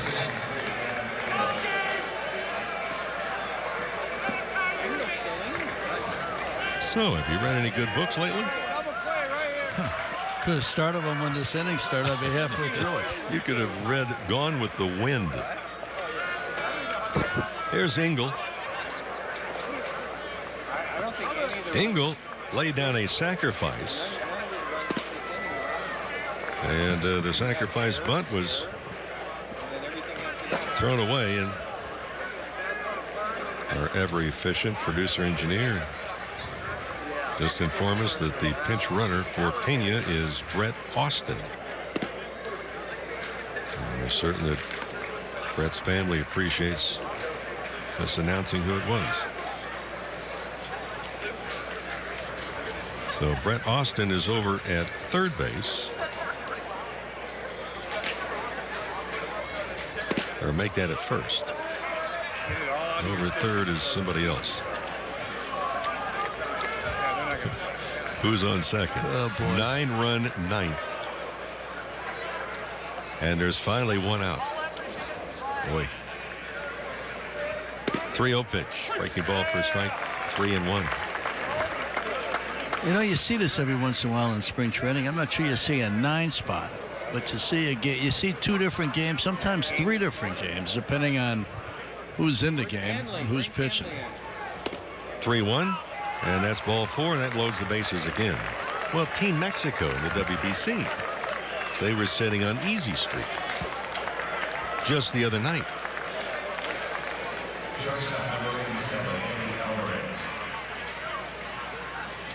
And all of a sudden, boom, they lost. Well, they had an 8-1 lead tonight. It's now 9-6. So when is the lead safe? Here's Alvarez.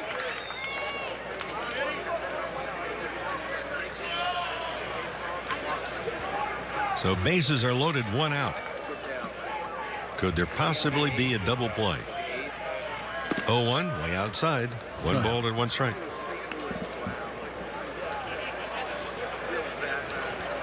1, 2, 3, 4, 5. This is the 6th man to bat for the 2nd time in this inning.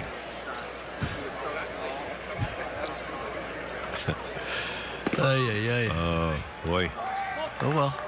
Ball 2 outside, 2-1. Mama said there'd be days like this. Mama said. 3 errors in the inning. A couple misplays. You figure going to the 9th, you need 3 outs. Well, we still need 2. Took a long time to get that first one. Alvarez takes outside. Doggone it. 3-1. Don't walk him. Make him swing the lumber. Here's the pitch on the way. And he swings. And he misses. See if we can back it up with another strike. Trying to get Alvarez. He walked his first time up in this inning. 3 balls, 2 strikes. Bases loaded, 1 out. The pitch on the way, and it hit him. This is sometimes games turn into laughers, and it has gone from a laugher to here comes Roberts, and he is going to make yet another pitching change.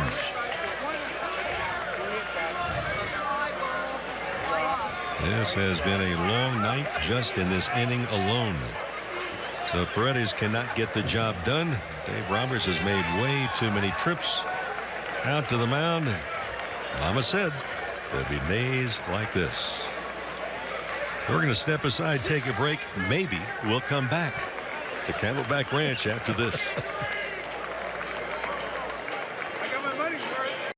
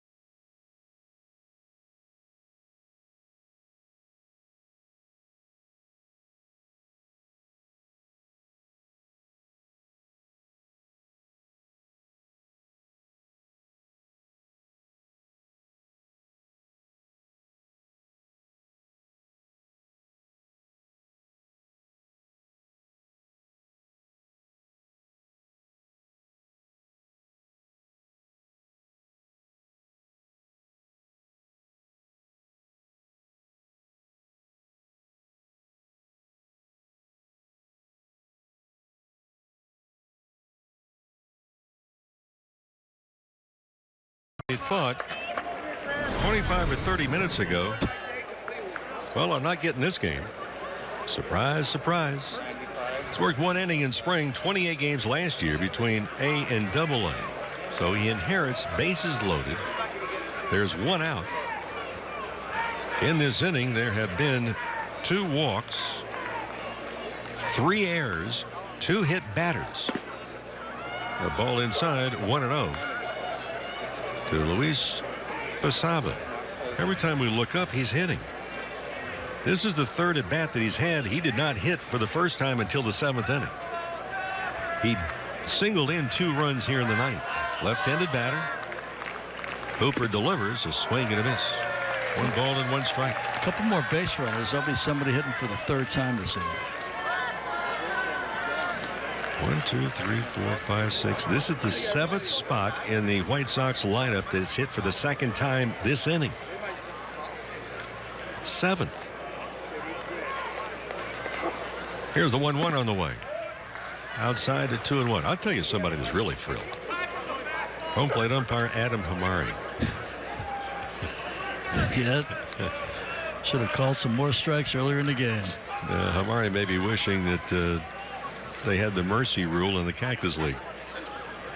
2-1 pitch. Swing and a miss. 2 balls and 2 strikes.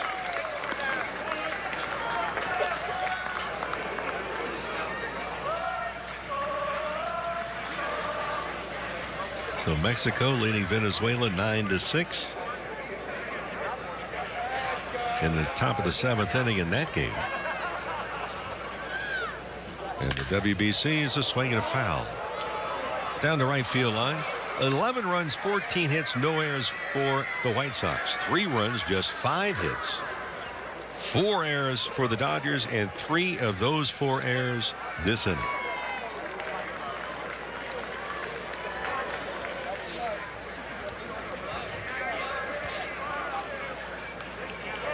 Double play. Dodgers could get out of the inning and only need 8 to tie in the bottom of the 9th. Here's the 2-2. Hit foul off the left.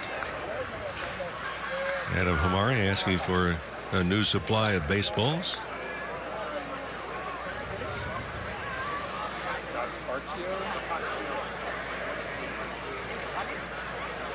What do you think, Rick?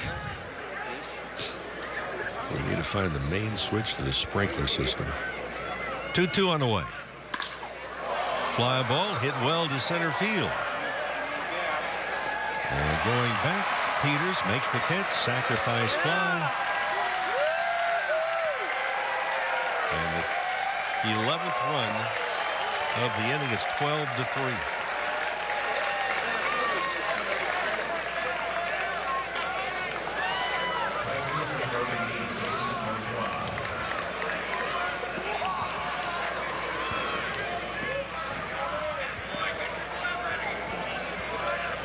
Well, if the White Sox, if Bourgeois gets aboard, they will hit around twice in the inning. Bourgeois is up there. He doubled into, takes a strike 0-1. And here's the 8th guy in the lineup to hit for the 2nd time this inning. It's a bit unusual. You think? 0-1 pitch in the dirt. Blocked by Murphy. 1 ball and 1 strike.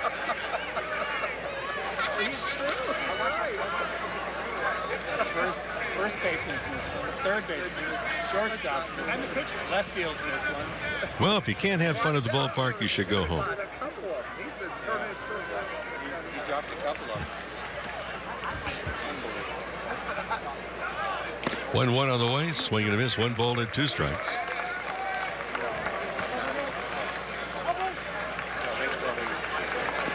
Been a long day with a long inning at the end. Runners at first and second. It has been a carousel of runners here in the 9th for Chicago. 1-2 pitch on the way. Outside. 2 balls, 2 strikes. 12 runs on 14 hits.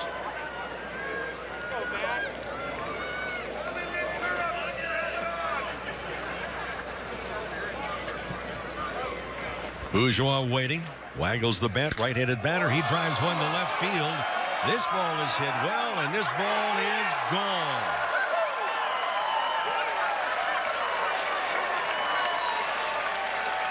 The nightmare continues as Bourgeois clears the bases with a home run. I think we'll be talking about this inning for a while, Rick. Would you believe a 14-run inning? On a fastball that was up, out over the plate, and Bourgeois put it up and out over the fence. Lands in the Dodgers bullpen. Boy. Oh, yeah.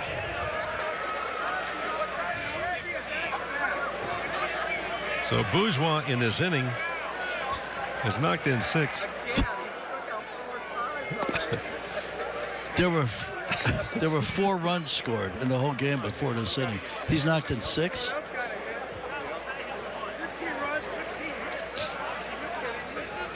Boy. 1-0 is the count to somebody. It's Matt Davidson, who finally he reached on an air, and for him, that was a happy place. It was the first 4 times he struck out tonight. He's had a full evening. It's been a full evening here and 2 outs. There's still only 2 outs. Took an hour and a half to get the first one. Swinging a foul, 1 and 2. Wait till the Dodgers rally for 13 in the bottom of the ninth. That's what some people are going to wait for. Wouldn't that be something? Why not? Where are we going? Might as well. I don't know, but I hope they serve some cold ones.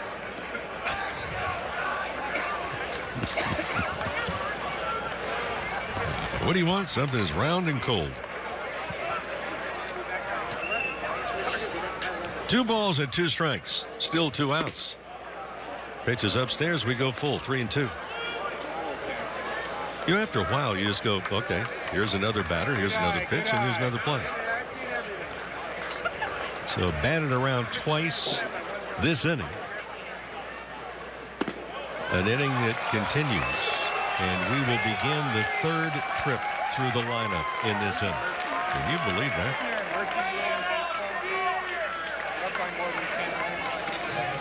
I don't know if I've ever seen this. Well, I don't recall seeing it, but I can tell you the scorebook. When you go to the 9th inning, you run out of spots after 9, right? So then you go over and you scratch out the 10th inning, and you move the lines over and you start to go down. But we are approaching 40 minutes in this half inning. 40. There's a line drive off the glove of the first baseman, LaCastro. He picks her up, he dives to first, and nobody's going to call him out whether he is or not. Close enough. And a standing ovation because the Dodgers got the 3rd out of the inning. And Moncada says, wait a minute, guys, I was making a head-first dive. I thought I was there. And Darrell Boston, the first base coach, says, it doesn't matter. Moncada, you're going to be out whether you were safe or not. And a great call by the first base umpire, Gabe Morales. A 14-run inning that lasted 40 minutes. Don't go away, folks. The Dodgers might find magic. They'll have to. 15-3 White Sox. I got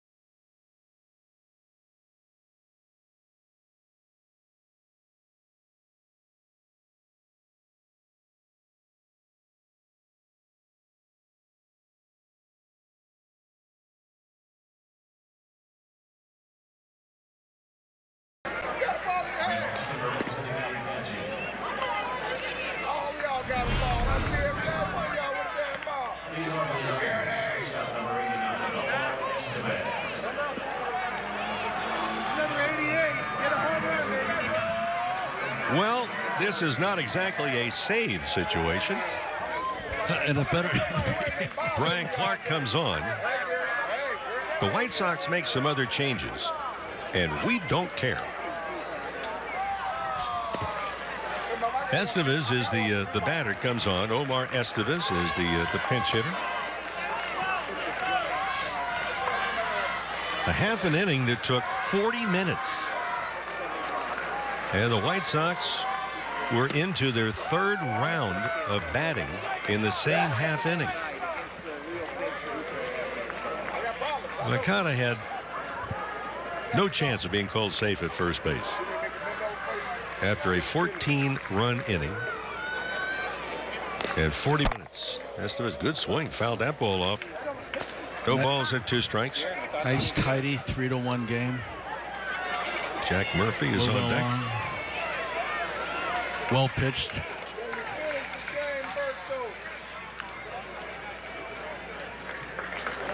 And the 9th. Pitch outside. Brian Clark, the left-hander, in there. 2-2 the count. And there's one young fan that you can hear. She has not given up. She started the cheer, let's go Dodgers. Ground ball to shortstop. Alvarez the first. 1 out.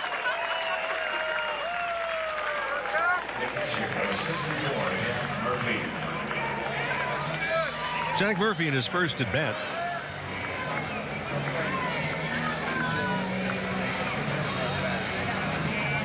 Talk to some of the coaches about Murphy. They say here's a guy that receives the ball very well. AAA last year, right at the 250 mark. Swings and misses 0-1. The Dodgers did have a home run tonight. They scored 3 runs, 2 of them on the home run by Bobby Wilson, who started tonight doing the catching. Franklin Gutierrez knocked in a run with a double also. That was it for the scoring for this Dodger ball club. White Sox led it 1-0 after the first inning. Infield single by Milky Cabrera off of Alex Wood. That was the only run that Wood would allow in his 3 innings of work. Here's the 1-1 offering. Downstairs, 2 balls and a strike.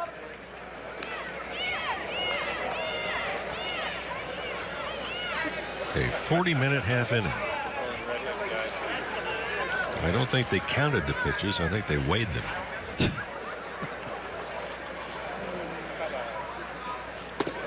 Breaking ball. Murphy takes that one inside. 3-1.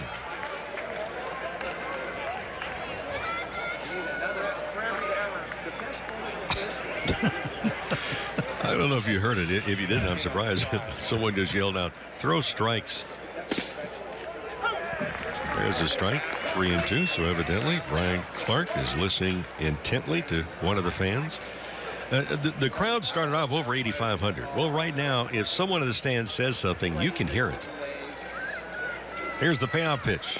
And Murphy takes that one inside. It's been a long night for Adam Hamari. Hamari was ducking out of the way of that pitch low and inside. He has taken a beating back there himself and a walk. And maybe some of the Dodger faithful saying, okay, 1-out rally. Hey, you never know, right? You have to start somewhere. DJ Peters, who's gone all the way in center field. 0 for 3, couple of strikeouts and fouled out. Tomorrow from Tempe Diablo Stadium, the Dodgers with Kenta Maeda against the Angels and Ricky Nolasco. Little swing, a little blooper down the right field line. Perfect placement. Peters is aboard. He's going to go for 2, and he will make it. Boy, one thing you notice about Peters, too, he gobbles up grounds with long, long strides. So the youngster out of Glendora High School, the Dodgers' number 4 pick just last year, gets in the hit parade. Boy, he can pick him up and lay him down, and he has a stand-up double.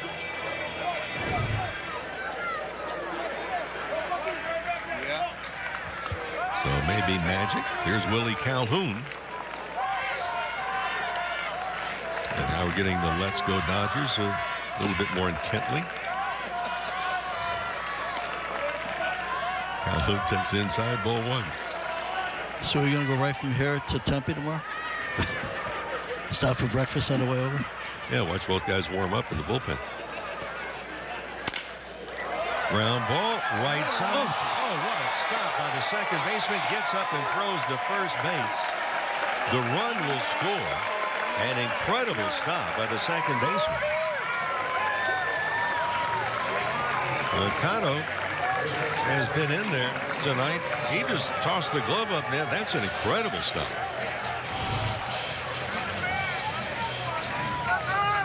So an RBI single. 11, only down by 11. Murphy scored. Over to third goes Peters. Calhoun has the RBI. And now a few more people getting a chant, let's go Dodgers.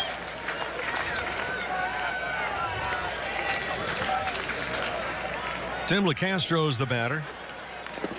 He grounded to shortstop his initial at bat tonight. Pitches down low, ball 1.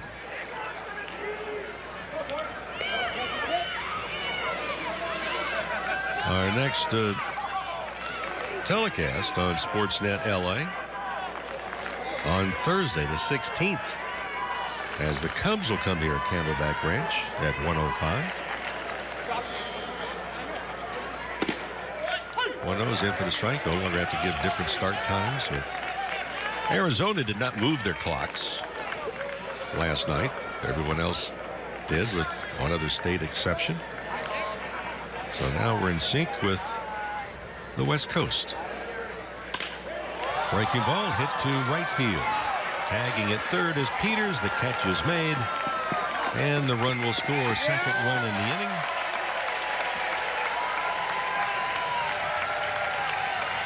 Only need 10 more.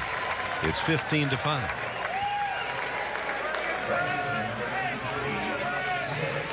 So LeCastro gets the sacrifice fly and RBI. Peters scored. Calhoun remains at first base. Here is Johan Mises. Right-handed batter.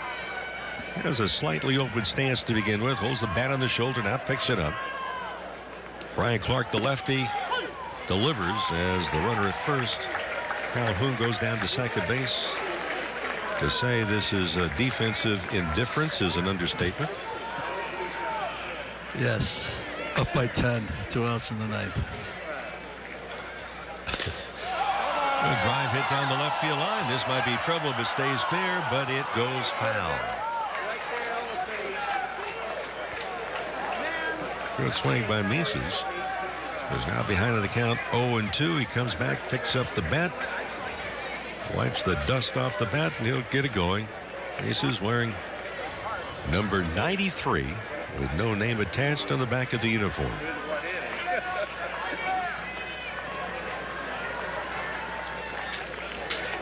Mises' second at bat, struck out, swinging back in the 7th inning.